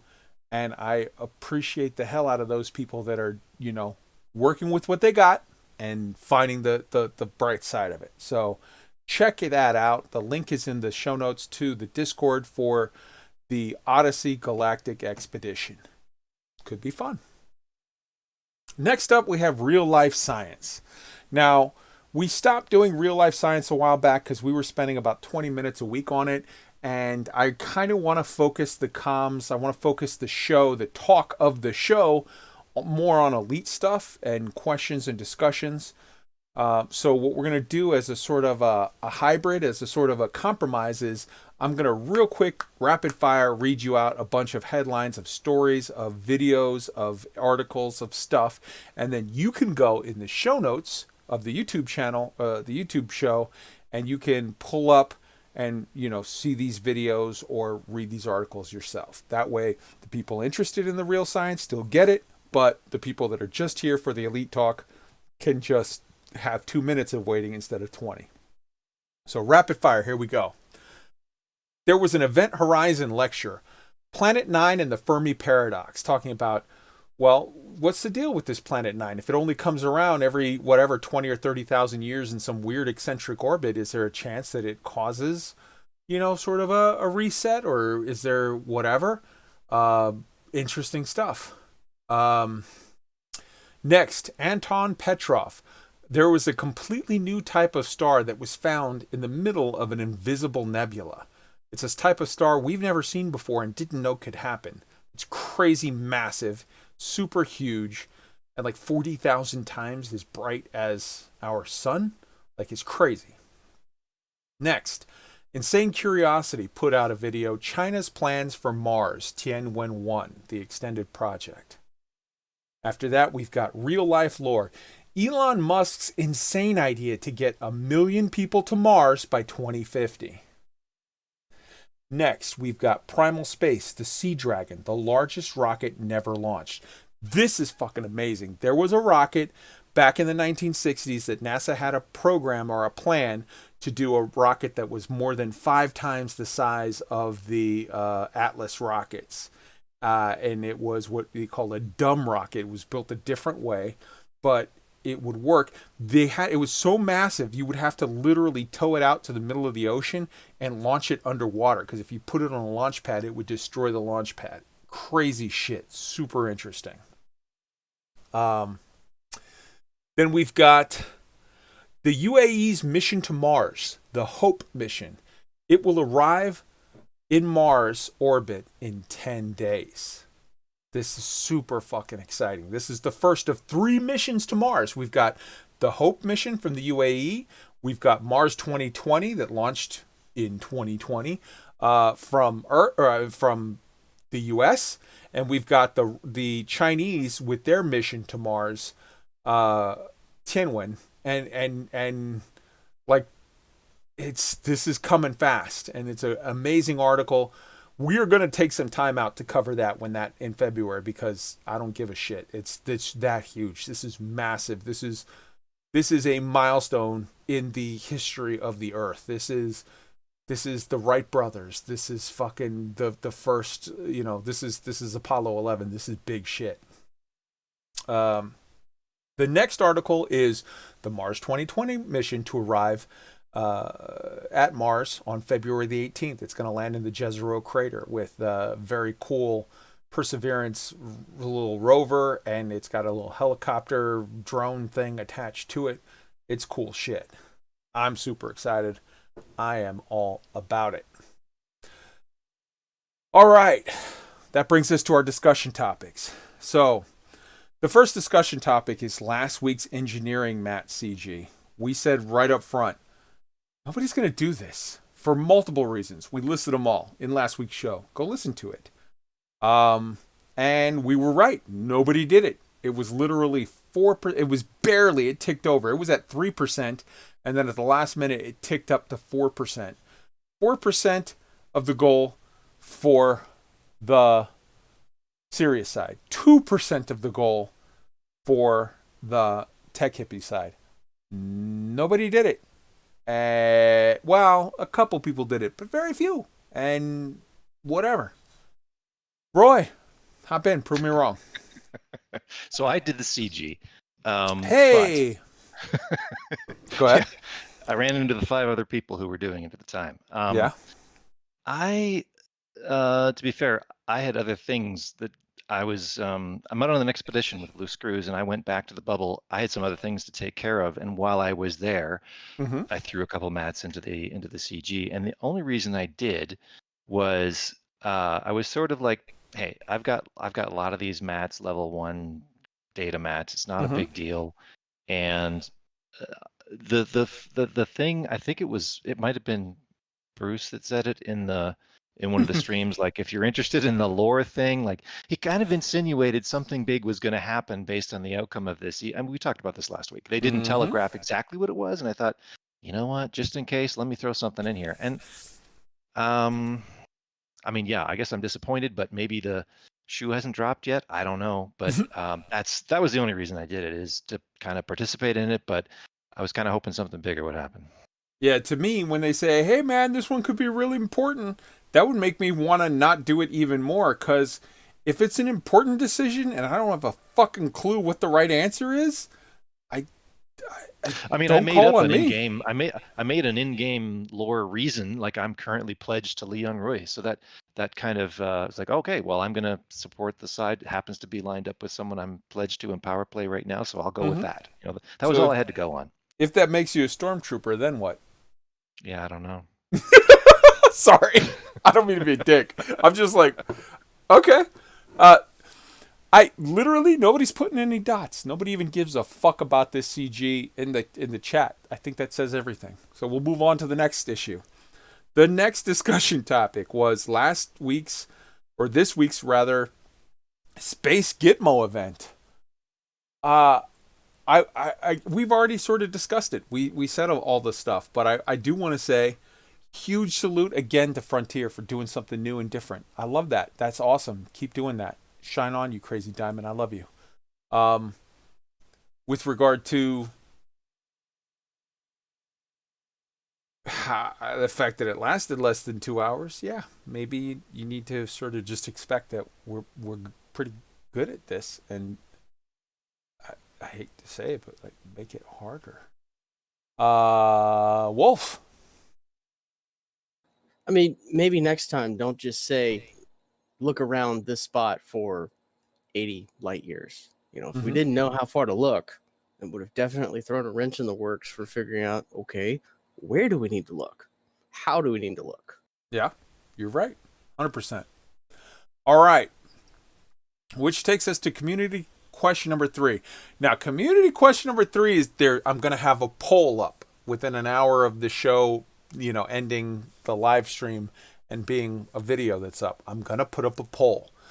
And the poll is, and I want you to not only answer the poll, but I would like you to also put in the chat, like put in the comment section, some further explanation on this poll, on the idea. And so the poll is, what are you going to do with your time until the Odyssey release? And the options are A, play another game. B, turning the wheel. You know, I'm going to do the Dark Wheel. C, general exploration. I'm going to go out on an expedition. I'm going to go join Solace, Professor Solace. I'm going to go join this one or that one or whatever. D is going to be, I'm going to take the Cannon Challenge. E, I'm going to start racing. I'm going to learn how to race. I'm going to go do the Buckyball Racer, club organization events. Or I'm going to go do the Elite Racer events. F is I'm going to get into BGS. G is I'm going to learn how to flight assist off / get good. H is I'm going to get good at PvP. I'm going to, really get into it. I is I'm going to do AX. I'm going to do stuff for the hand or stuff for the AXI. I'm going to fight Thargoids. I'm going to learn that thing. J is, I'm going to do some content creation. I want to create my own version of Inara, or I want to create another thing that does something that is along the lines of EDSM but different, or I'm going to make a comic. I'm going to PAX. That's what it was earlier when I couldn't remember the name of it, where PAX, like Gabe and Tycho, is that they do the PAX cartoons, or I'm going to do like these guys that they do, the thing that we talked about earlier, that they make the little YouTube channel with the cartoons or whatever. Like maybe there's something you could do, content creation, or write stories like YUNA SAKASHIRO and Mac Winston and the others. Get into something cool and different content creations. Like make a podcast, make a YouTube channel, make a Twitch, do something interesting. Or K would be other, and then just write in the comment section what it like. Oh, I'm gonna do this or that or something that I didn't even think of. So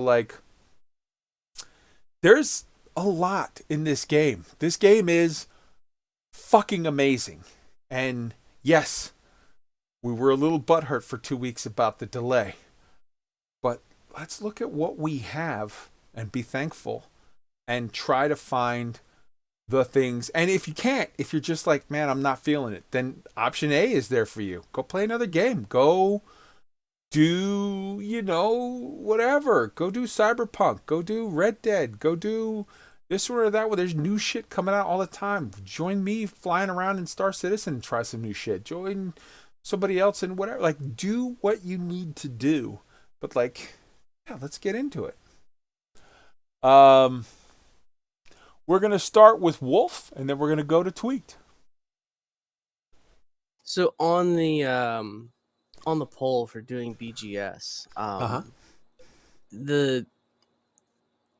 I didn't know why factions were in places, what influence the faction, its government type, its what it is about that faction, the fact that they own a station, or what that actually does in the game. It influences what missions are on offer, like what types of stuff you want to do, how effective doing different types of missions are. I have learned so much about this game from the standpoint of, okay, well, we got to go here and do this, but these types of guys are here, so that means I need to expect that these types of activities can be done with this sort of effect and influence. It's added a width and depth of knowledge to the inner workings of the why of the bubble that I had no idea was here. Right on. I dig that. I love that. Get involved. Join OPIX. Join, the Dark Wheel initiative. I think that's pretty good. So come join us. But if you're like, meh, I don't give a shit about the Dark Wheel, or I don't like the Dark Wheel, join OPIX. Join, I forget the name. Father Bill has a group. Join Loose Screws. Join somebody. But get involved. Find a family that you can get with, and they can make it fun and make it interesting, and you can do stuff. Right now, Roy is with the Loose Screws crew out on an expedition. He's doing two things. He's doing the be with the group and go out there and explore shit. And God bless. There is a lot to be curious / angry / whatever about this Odyssey issue right now. I will tell you this. Call me a fucking idiot. Maybe I'm Pollyanna. Maybe I'm whatever. I think a month from now, we're going to have a lot of answers to shit, and it'll calm down, and we'll be moving in a productive direction. And in the meantime, there's so much to do that's fun and good and interesting and cool and different than anything else. And if you're one of those people that you're like, I have nothing new, go play another game. Have some fun. don't hate this game. Don't push yourself and force yourself to play this game, because then you'll hate this game. Go do what you need to do. On that note, Roy, you're up. Or Tweaked, you're up, rather. Well, you said it a lot right there. It's as salty as I have been the last couple of weeks. Mhm. But it really With comes reason. down to, With for reason. me, right, justifiably so, in Yes. my opinion. Yes. Not without. You have not been an asshole. You have been with absolute reason. Because let me say this, for anybody who's just starting to listen to the show, I'm sorry to interrupt you, Tweak, but for anybody who's just starting to listen to the show, there has been nobody that has been a bigger fan and supporter of FDev than Tweaked over the last year. I'm sorry, go ahead, Tweaked. You're absolutely right. And as salty as I've been, what I've come back to, for me, is community. Specifically at OPIX, we are over 100 members, and a lot of those members are newer players that have come to us looking for guidance, looking to learn about the game. So I've just reinvested myself into finishing off OPIX's BGS, teaching these guys how to survive in this game, getting these people, getting all of these newer, younger commanders ready for Odyssey, so that they can have fun with it when it comes out, like me and my buddies can do. 100%. On top of that, on Xbox, we've had an uptick of ganking at Desiat, which in my opinion is a down and dirty thing to do, because at Desiat you have mostly new players, mostly unengineered new players trying to get their first engineer done. So part of what I'm doing when we don't have BGS fires to put out, when I've got some quote unquote spare time, is I go to Desiat and I patrol for those gankers. I gank the gankers, protect the noobs. And I've been having fun with that. So Yeah, 100%. I'm going to say this. I 100% can back up Roy there, or sorry, Tweak there. If there's one thing I've heard about him, it's that he likes to finish off the new boys. Ben, you're up. I mean, I've always described myself as a cheap whore when it comes to games, and that's always been the case. It's like, yeah, I've never been exclusive to any game, and even at the height of playing Elite, I've still been playing Grand Theft Auto. I've still been playing RimWorld. I've still been playing Star Citizen or Cyberpunk or like past week, I've been playing Minecraft. I've been playing Minecraft with a bunch of other Elite Dangerous players, but I've still been playing Minecraft. There are so many other awesome games out there, whether they're space games or whether they're something completely different. Try it. 100%. Sorry, another dead soldier. And a huge salute to that. Like, don't force yourself. Go, next up. Go with like whatever you need to like keep things going and keep things fun. If you're sour on Elite right now, stop playing Elite. Go do something else. Don't force yourself to like do something that you're going to hate. But having said that, I will say this.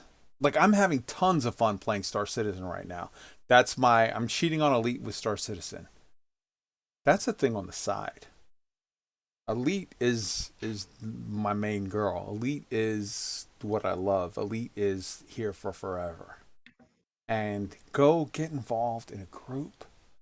Do some stuff with the BUUR Pit. I fucking love the BUUR Pit. Do some stuff with, for sure, let me actually first whore myself out and say, do stuff with the Elite Week Discord and do stuff with the Turning the Wheel initiative. That's great. But like, the BUUR Pit is amazing. Lave Radio is amazing. The Loose Screws are amazing. Like, there is so much fun stuff out there. Get involved. Join up with, Professor Solace. Look at right now, Alec Turner is doing a trip out to Colonia and he's blogging it we talked about it last week and have the link in there.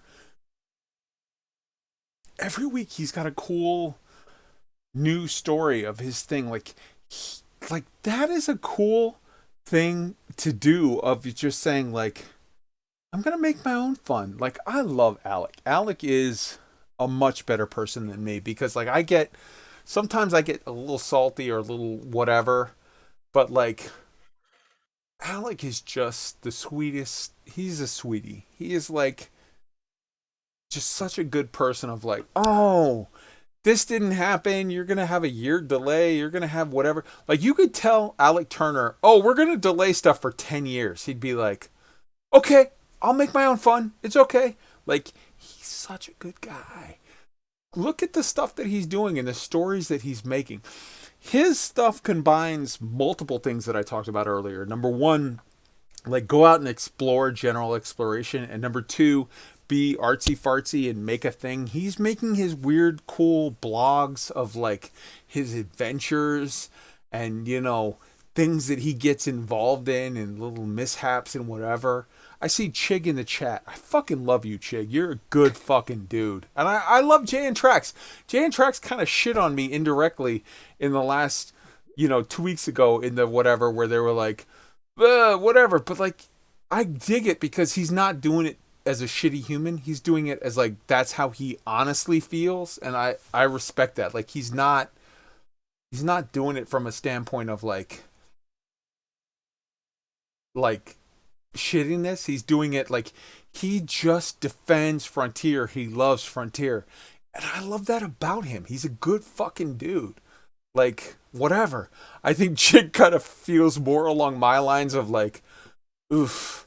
But like, again, a good, honest fucking dude. The Loose Screws you cannot question the fact that they are good people. They are a fucking awesome community. I mean, obviously, I'm going to pimp out my community first, the Elite Week community, but Loose Screws are a great community. And, like, maybe we're the right fit for you. Maybe they're the right fit. Maybe both. Maybe the BUUR Pit. Maybe all three. Like, there's so much fun stuff in this game to get involved in. All three? Yes, all. And Lave Radio. And Lave Radio. Fuck off, Ben. There. Fuck off, Ben. I've given multiple props. I love everyone in Lave Radio with the possible exception of Shan. I love everyone in Lave Radio. I could have sworn you had been muted for a while there. They're all... No, but I mean, seriously, no joke. Like, legit. Like, there are so many cool people and families in this community to get involved with. So many communities. So many. Get involved with one. Go join the Lave Radio Navy and help to defend it. Like, go join this group. Go join that group. Like, hey, fuck off. You can't back off now. Yeah, it's just the Lave Radio Network. You keep saying Lave Radio Navy. I thought LRN stood for Lave Radio Navy. No, it's network. Well, fuck off. I think you're fairly gay. Whatever. Hey, all right. Yeah. All right. So, Ben, you're up. Then Roy. I was actually going to ask you. You know how you said you were playing SC. Yes. I know when I've been playing SC, I'm like. Yeah, I just had, like, earlier this evening, I had an epic event. Yeah. Did you do the Idris event? No, I don't think so. I was in somebody's giant ship where there's one pilot, 6 guys in turrets. You were in a Carrack. We were in some big fuck off ship. It was a Carrack. Dude, how do you not fucking know? It was a Carrack. Anyway, we had two ships. Yeah. Full of 7 people. Okay. And then we were going around just doing assassination missions. And it was amazing. If it was 6 in one ship, it was a fucking Carrack, bro. Learn, son. No one cares. I care. That's irrelevant. The important thing is, it was fun. It was amazing. Yeah. But the other thing is, to get there, it Mhm. took us about an hour Mhm. to get everybody onto the ships. And you're to praying get to the God ships you don't actually 30K. To get the ships actually working, Mm. I got onto the ship. First time I got on the ship, I got into my turret. I Mm. went up, and that was all fine. Mm. And then all of a sudden, my body was halfway through the canopy. Yeah, I've had that. And then all of a sudden, I was ejected out into space. Mm-hmm. And I couldn't get back. Mm-hmm. Then I had another case where, for some reason, I was in selfie mode in space. Yeah. You know, we had this awesome story, and that was great. But oh my god, the pain to get there. Yeah. Shout out to Chris Simmons in the chat. It could have been a hammerhead, but I think it was a carrot. Yeah. Okay, go ahead. It was a hammerhead, actually. I remember because they were Wow. saying HH all the time. Okay. Yeah, true. That's fair. Yeah, hammerhead rings a bell. Yeah, All right, and in just so 3 that everybody knows, when Ben says huge fuck off ship, he means hammerhead now. And in 3.13, that hammerhead will have a docking ability at Port Olisar, and it's never mind. Sorry, go ahead. Right. This is wrong show. Sorry. Yeah, but yeah, I guess I'm seeing all these lovely things, and I think they're great. But oh my god, the pain! And I just wish, I wish Elite could do some of these things and do them right. But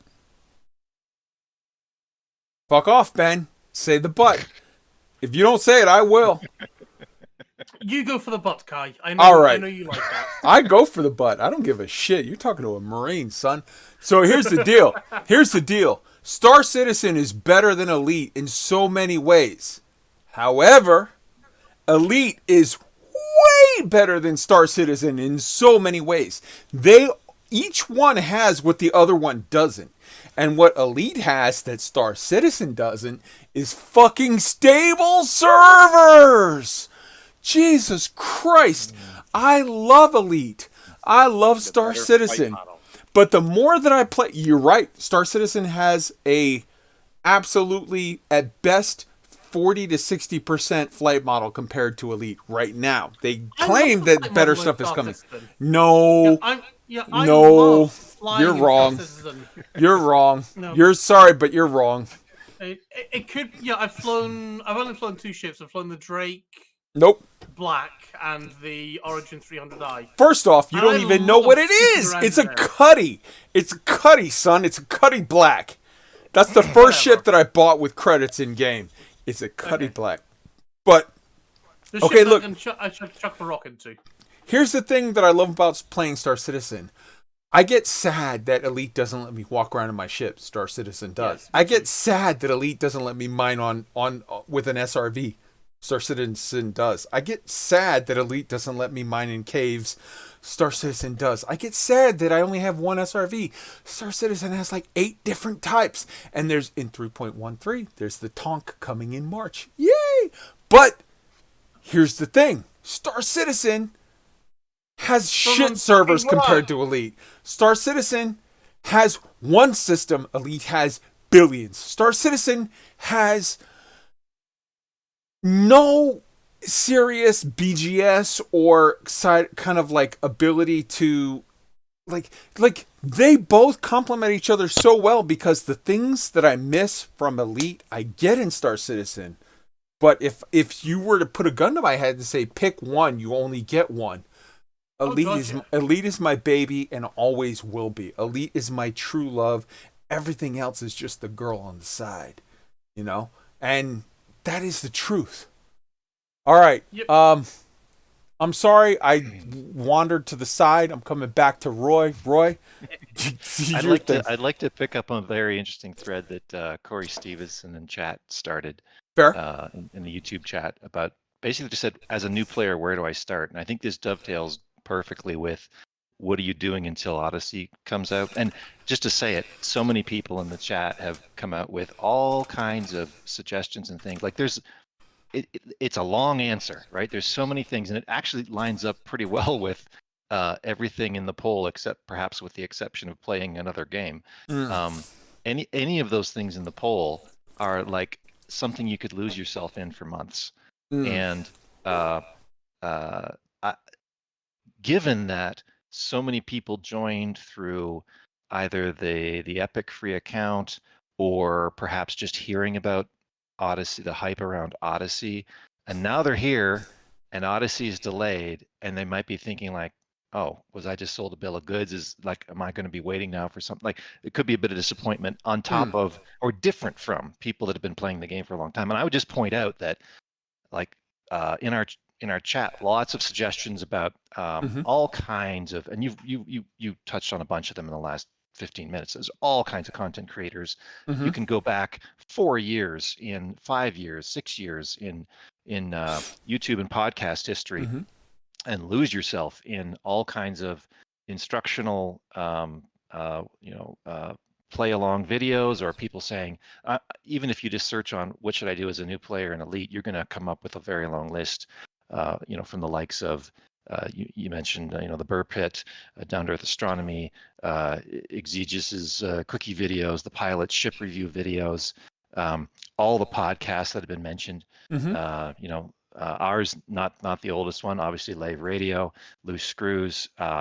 There's been a ton of them. If there's don't forget Guard Frequency. Don't forget Hutton Orbital Truckers. Don't forget Beyond Dockers.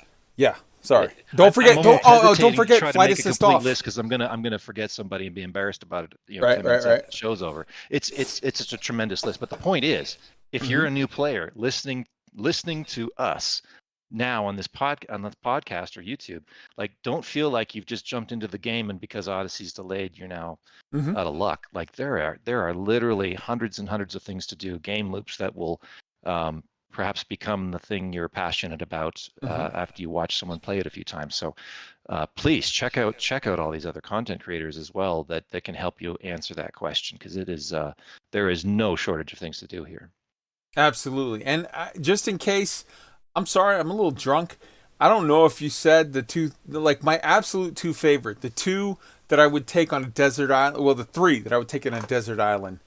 I mean, obviously, I'm going to leave podcasts out of it because I've said them all. I love Loose Screws. I love Lave Radio. I love Hutton. I love Flight Assist Off. I love all of the different podcasts. Guard Frequency for sure. But, like, from YouTube / Twitch standpoint, I cannot enough tell you, if you are not listening to Down to Earth Astronomy, if you were not watching every stream by Down to Earth Astronomy, you were doing it wrong. If you are not watching every fucking thing the BUUR PITT puts out, you are doing it wrong. If the BUUR PITT puts out a new video, if SAG-I puts out a new video, and you know what? It's not technically Elite, but it's so fucking cool. You have to check it out. If Parallel Worlds puts out a new video and you haven't looked into it, you're doing it wrong. Like, yes, I love you for saying all of that, Roy. Like, there's so much out there. Well, and maybe the bookend of the whole thing is, we'd be remiss if we didn't mention our newest co-hosts, our co-hosts who are absent this evening, Boss Lady and WKJez, who are stunning on Twitch and have awesome streams quite frequently every week. Yeah, absolutely. So anyway, absolutely. New players, lots to do. We should maybe make a list and put it in the show notes or something, or do something about that, because it just occurred to me, like, there's so many people that are affected in a different way by the Odyssey delay than the veterans. Absolutely. Boss Lady B and Finance Friday. I fucking love Boss Lady B. Like, her streams are so good, her community engagement, and WKJez, he's sort of, because he's doing school right now, he's on at different times, at different whatever, but again, you're absolutely right. His community engagement, his ability to stop and do things with people and whatever, like, fucking A. Doesn't get any better. The Elite community is so good. There's so much things to do. Right now, if you're like, oh, I'm bummed that, Odyssey's pushed past 6 months. Yeah, I'm bummed too. But guess what? Go make some money. Go do a thing. Go get good at Flight Assist Off. Go get good at PvP. Go get good at AX. And when I say get good at PvP, I'm not saying gank people. I'm not saying be a fucking small dick asshole that just shits on people for funsies. You can go set up fights in PvP with good players. There's players out there like Hasmango, like, again, I'm very drunk. There's a list of names of people that are like legit good that are not the fucking little dick, I'm going to kill the noobs, but good players that will say like, come on, let's have a good fight. Let's mix it up. Let's scrap. Let's go. And you don't have to do that so that you're able to kill noobs. You can do that so that you can defend yourself, so that you're good when you get attacked by an asshole. Like, I will never, I don't care how good I get at this game, at combat, I'll never go out griefing people just because I have a life. I don't live in my mom's basement. I'm not some fucking small dick loser that needs to make somebody miserable to feel powerful. I get my joy out of other things, but I get my joy from helping people.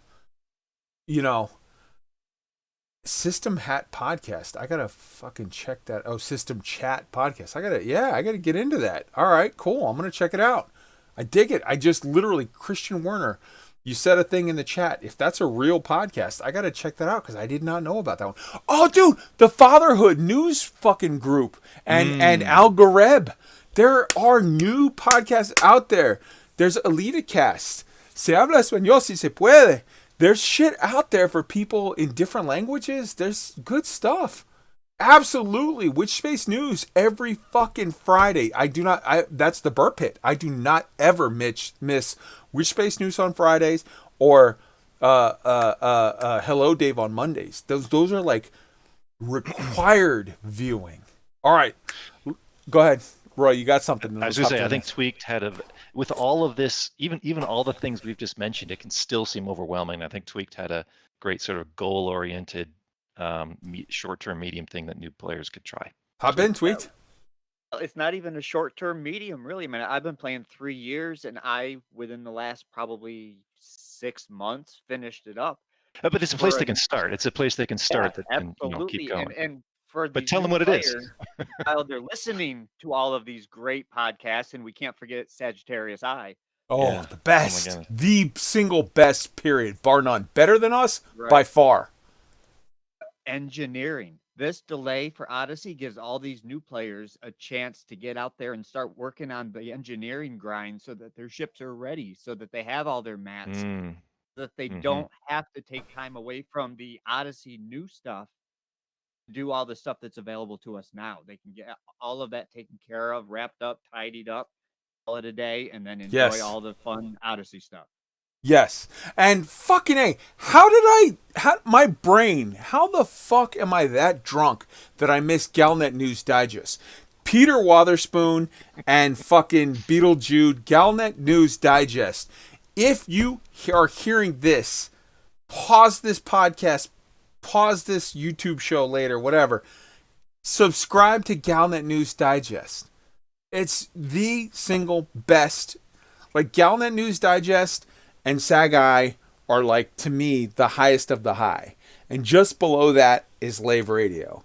And then just below that, I think, is us and Loose Screws. And also Hutton. And like and Flight, like, oh geez, so many right now. It's like but they're all awesome. Go check them out. Some of them you're gonna like, some of them you're not. Okay, it's personal taste, whatever. All right, so yes, Fox's step-by-step guide to unlocking engineers. Look that up. Google it. 100%, Wolf. I'm sorry, Wolf. Step in. Say the thing. Sorry. Yeah, I was just gonna echo Tweak there on that with the engineering, especially coming at it from a new start. There's a guy in Black Sky Legion who's really new, and he's learned a lot in a very short period of time. And one thing that I pointed him out to is a Reddit post, and it's called Fox's Step-by-Step Guide to Unlock the Engineers. Some of those engineers are going to take you a bit of time to do just because you've got to travel 5,000 light years away from the bubble, and then you got to come back so you get a feel for doing exploration. Others of it is going to be you need to trade with, I think it's 50 different stations or 50 different systems, rather, in order to unlock that particular engineer. Doing all the different things in the game will give you a feel for what you like and what you don't like. And once you know that, you can tailor your experience further. It's very easy to get lost in doing all these different things, and some of them take a little bit of time to do, and the delay for Odyssey, however long it is, opens up the perfect opportunity to do that. Yes. I need to interrupt you, Wolf, to say two things. Number one, I have a comment here from Nomad who says, all thanks to Wolf, best XO, so helpful dude. Seriously, thank you so much. And Chris Simmons, who says, Down to Earth Astronomy and that Commander's Toolbox website. Fucking good stuff. Yeah. And Matthias, absolutely for lore. And Guru951. And Mechanic Drew Man. Wagar. And Drew Wagar. Like, dude, if you're one of the people from the Epic Times, or one of the people that it's like, I'm before the Epic Times, but like I've been playing this for 6 months and I'm just starting to get into the extended community. Oh, fuck. I'm so jealous of you. You have so much good stuff in front of you. You start with just going through every last episode of Sag-Eye Magazine from episode 1 to today. It's worth it. Don't worry about it. It's just so good. It's on podcast, and then all of these other things that we said. All right, we gotta move on. We're way late. The last discussion apparently a discussion topic got added by fucking Ben. So the second to the last discussion topic, wish list series. Each week we're gonna go into a deep dive into one item from the wish list. This week it's gonna be more of a shallow dive because we're fucking hour late. All right, so this week we got small ship gameplay. Look, here's what I want. Make some little teeny tiny stations that don't have a medium ship fucking pad. They only have small ship pads. Make some situations where you have to pick up a thing, a MacGuffin, and hold it in your fucking cargo hold while you do the mission, and it's unstable. It'll only work with small ships. It won't work with mediums. Have something where it just says flat out, this mission can only be done by a small size ship. It can't be a medium. There's so many different ways that you can go about making it to where small ships are in some way viable. Elite Frontier has hinted, they've teased, they're like, oh, there's some stuff that you're going to need a small ship to do when you're dealing with these systems or stations or whatever to like avoid the guns. I'm not sure that I buy it yet, but like if it's true, that would be fucking awesome. Like, we need small structures, small pads, small caves you have to fly through, small system only MacGuffins that you have to have, or just flat out where it says it in the mission notes that it's like, this can only be done by a small ship because whatever. Make up a fucking reason. You guys are smart. You got writers on staff. Fucking make it happen. But like, as a person who has billions of credits and over 100 ships in this game, I would like to have some reasons to fly a Viper Mark III, to fly a fucking, and not just as a racer. Obviously, you fly a Viper Mark III as a racer. You know, obviously you fly a fucking Federal Eagle when you're doing like tooling around in canyons, FA off, whatever. Okay, yeah. But I want a reason, BGS wise, why I would take a small ship to a combat mission, why I would take a small ship to a data delivery, why I would take a small ship to a cargo or a mining mission, but like something that is structured such that it makes it viable. And you know what? I'm purposely leaving out the best answer because I see that Roy has it. So Roy, hop in with it. Stealth, please. I mean, yes. They have it for PvP to a degree, although you can defeat it fairly easily with night vision and an emissive weapon. But it seems like the obvious use for a small, like I'm thinking, Star Wars A-Wing. It's the obvious use for a tiny fast ship. And I know they had to do some, or maybe had to do is a bit over generous, but they did some things in the past so that it wouldn't be super overpowered in PvE. But now maybe they could have a more thoughtful approach to that, because there is a lot of interesting ship builds that can be done around that. They've got all these mechanisms in the game, low emission engines and how you can control all your modules on off and making all kinds of choices around heat, but you don't get to use that mechanism in any PvE content. So I think that could be a huge reason to go back to small ships. How about this, Roy? How about a hard point that is small ship only, that is a recon module, and you're told flat out that you have to fly your small ship, stealthy as fuck, over a base and take recon, take pictures like you're an SR-71 or a U-2, take pictures high up over a installation, and that if you take a medium ship or a large ship, you will automatically fail that mission. Wouldn't that be cool? That'd be cool. That'd be cool. You could also have a stealth mission where you have to do something similar to that, say into a Thargoid-infested system and not get detected. Oof. For example. Dude, you're giving me Jameson vibes, bro. Cobra Mark III, tweet. That'd be great. That'd be absolutely great. Or even just missions where they give you you got to do a Star Wars through the Death Star kind of fight to get something that you can't fit a crate into, and you have to take your Vipers and Vultures and all that kind of stuff. These small ships are a ton of fun to fly. And most people, once they get some money, they go up to the mediums and the larges and they never look back. Another little thing that I do with them, you can piss some people off when you beat the Furdy and a Viper or a Vulture. They don't like that. So that's Ben, why would we take small ships? You're missing the most important point why you take a small ship. Uh-huh. It's so much fun to fly a small ship compared to something like a Condor Fuck or yeah. a Corvette. Fuck yeah. That's true. Fuck yeah. Dude, the most fun I've ever had in this game has been in a Vulture. Wolf. I'm going to have to disagree with the Vulture and completely prop the that Imperial Courier. Yeah. So good. So good. Sword came up with this crazy high speed build.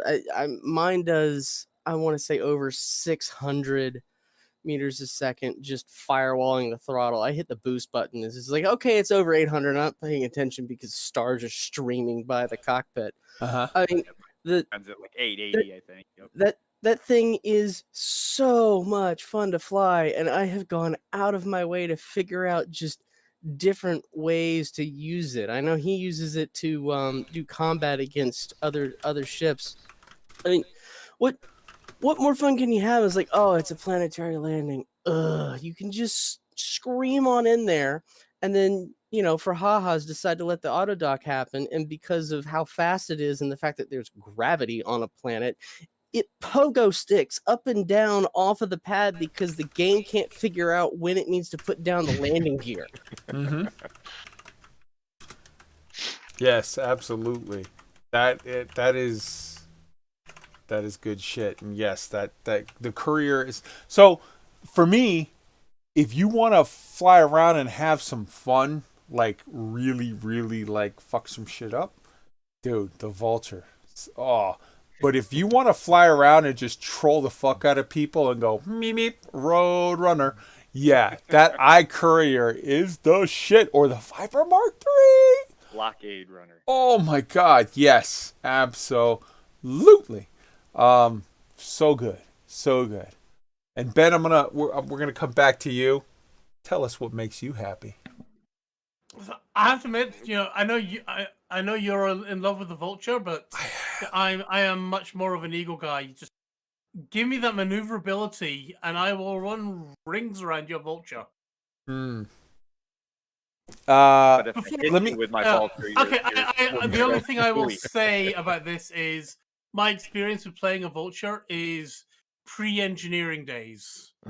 So these days you can go off and say, hey, you know what? You know how the Vulture is meant to fly in a straight line really fast? Well, it can turn now too. You heard it. Not that I'm salty about engineering and things like that, but yeah, anyway, moving on. You heard it here, folks, first. It's going to be a showdown. Me and a Vulture versus Ben and an Eagle. We'll see who wins. All right. Yeah.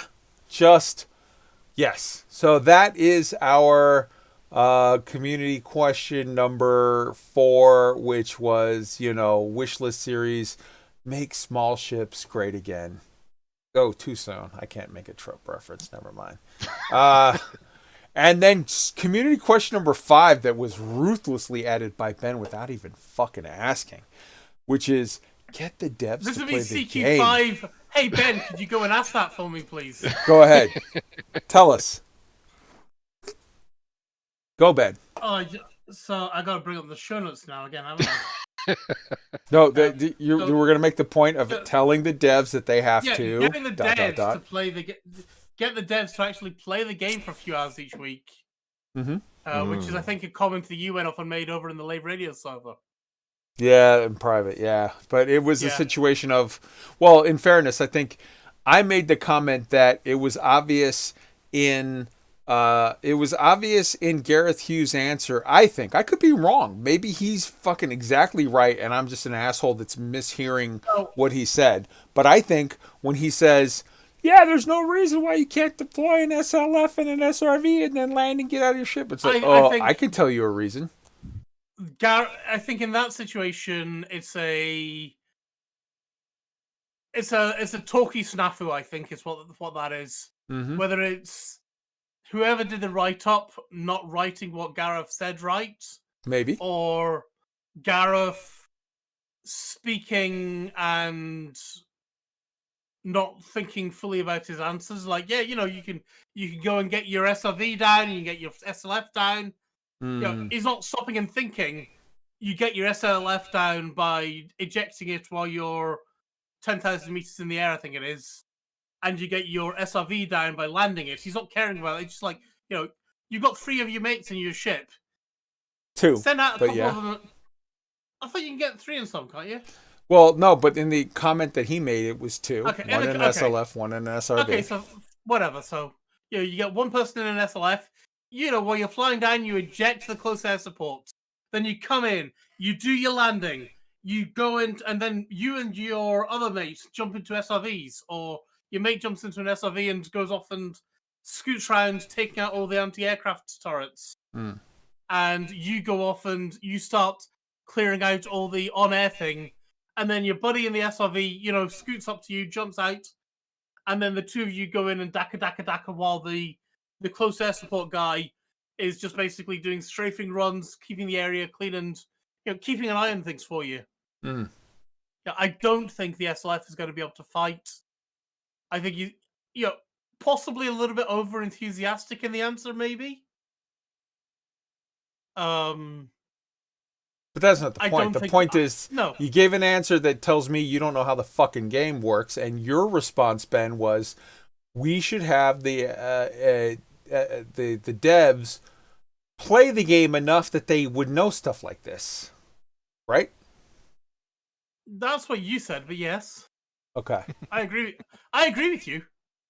All right. I think it would be a good idea to, that as part of the dev's job, as part of everybody working in Elite Dangerous's job, or in any game's job, you should play a couple of hours a week at least in the game you're meant to be playing, and you should be playing it as a player.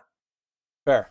Roy. None of this dev bullshit. Yeah, I mean, I have I guess you say a real life example that sort of is parallel to that.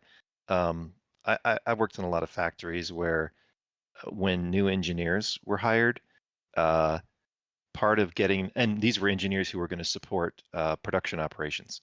So they were doing designing machinery, helping people that were working on the production line with processes and stuff. And part of their onboarding was they had to work on the line for a month just to kind of understand the pain points and the little things that, pet peeves or whatever, plus the larger scope of how things went.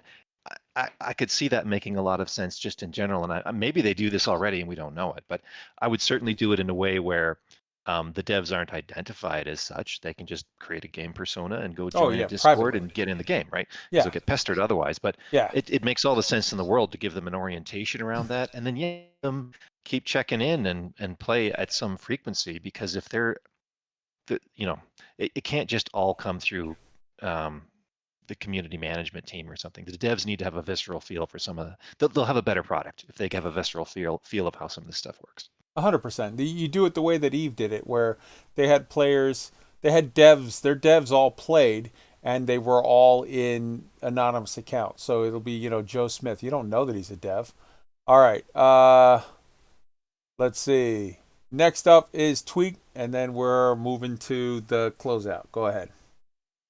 I think it's a great idea to have the devs playing for a few hours every week, but the problem with that is they don't play the way we do.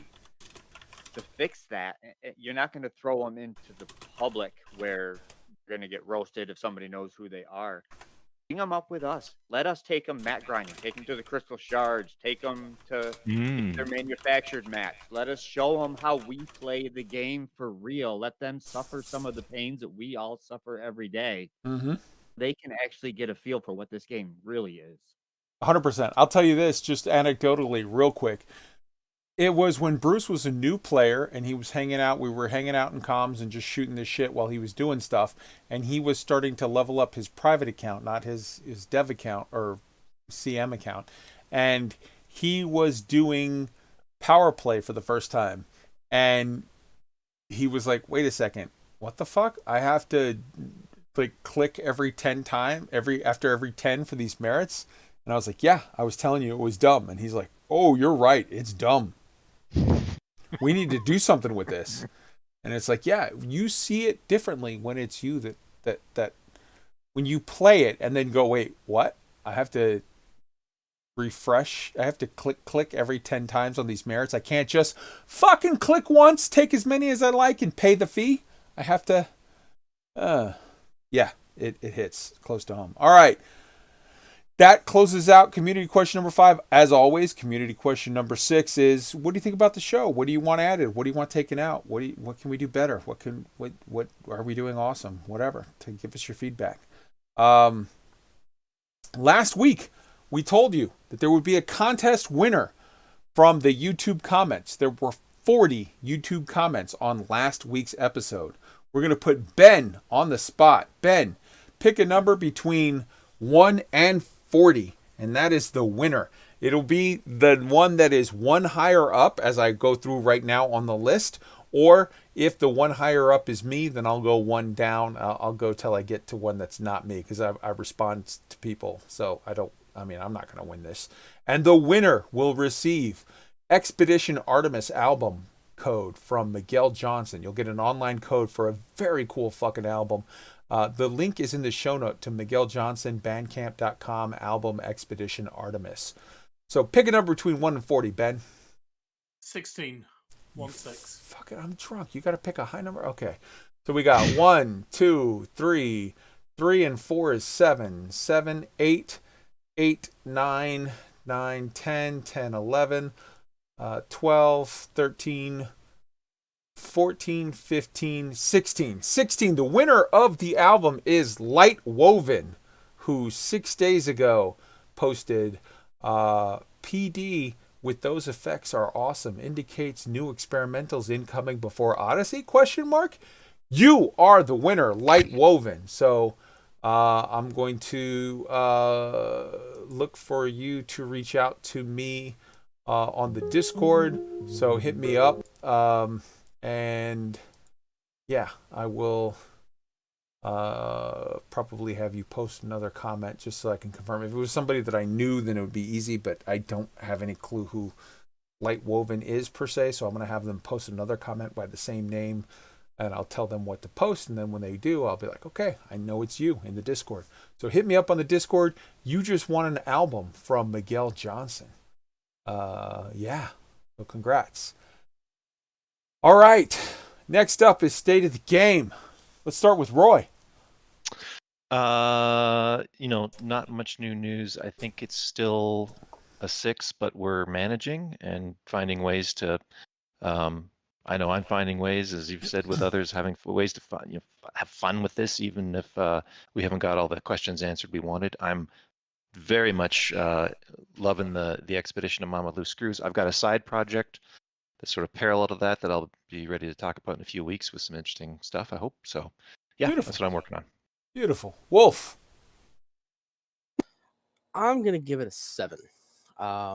Yeah, there's been some drama recently, but, things can look up if you want to if you want to interpret it that way. And there's still a lot to do. The game, there's far from nothing left to do in the game.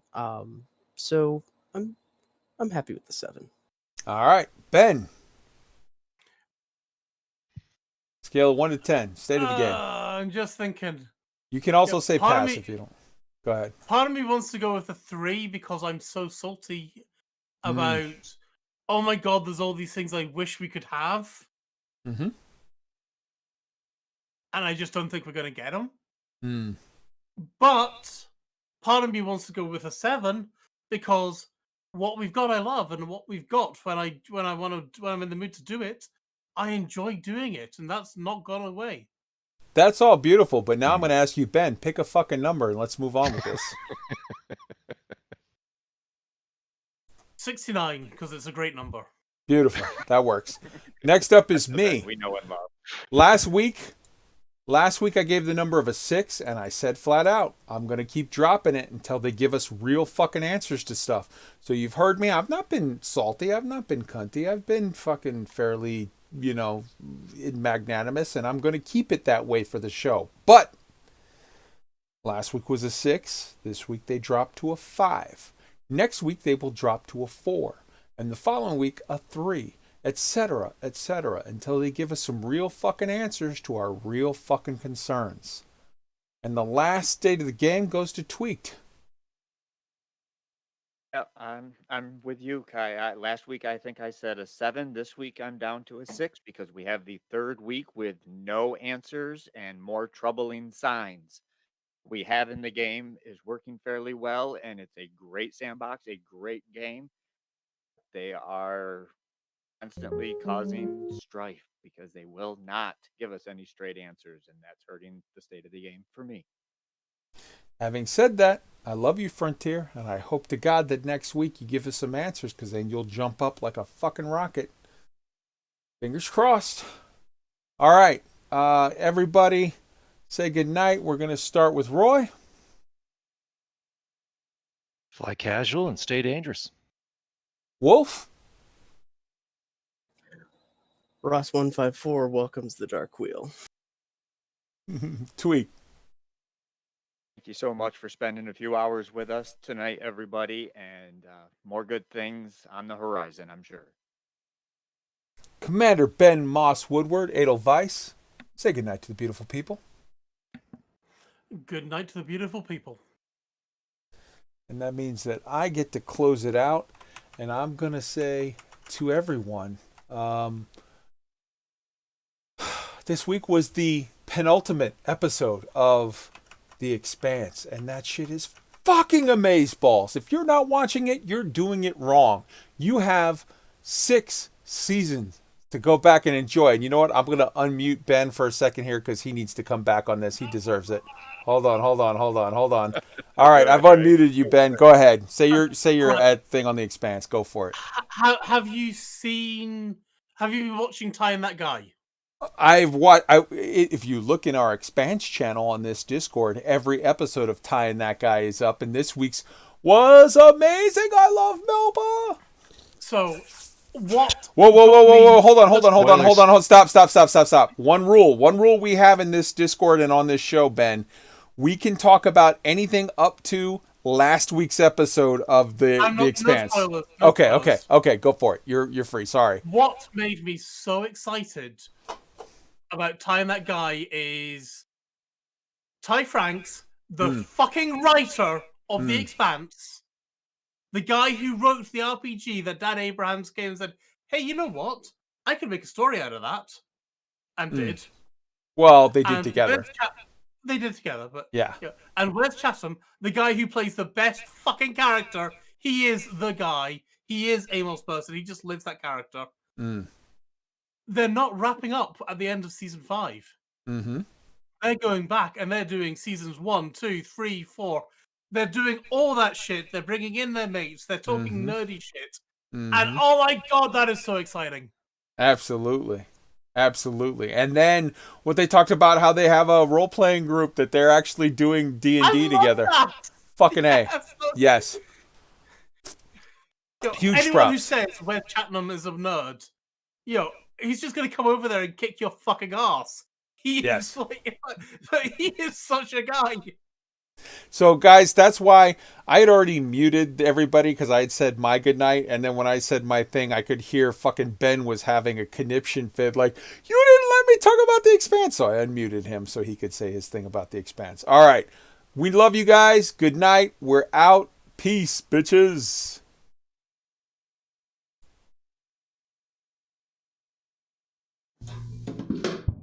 Yesterday, all my troubles seem so far away. Now it looks as though they're here to stay. Oh, I believe in yesterday. Suddenly, oh, I'm not half the girl I used to be. Yeah, there's a shadow hanging over me. Oh, I believe yesterday came suddenly. Why he had to go, I don't know. He wouldn't say. I said something wrong. Now I long for yesterday. Yesterday. Love was such an easy game to play. Now I need a place to hide away. Oh, I believe in yesterday. Now why I had to go, I don't know. He wouldn't say. I said something wrong. Now what it on for yesterday. Yesterday. Love was such an easy game to play. Now I need a place to hide away.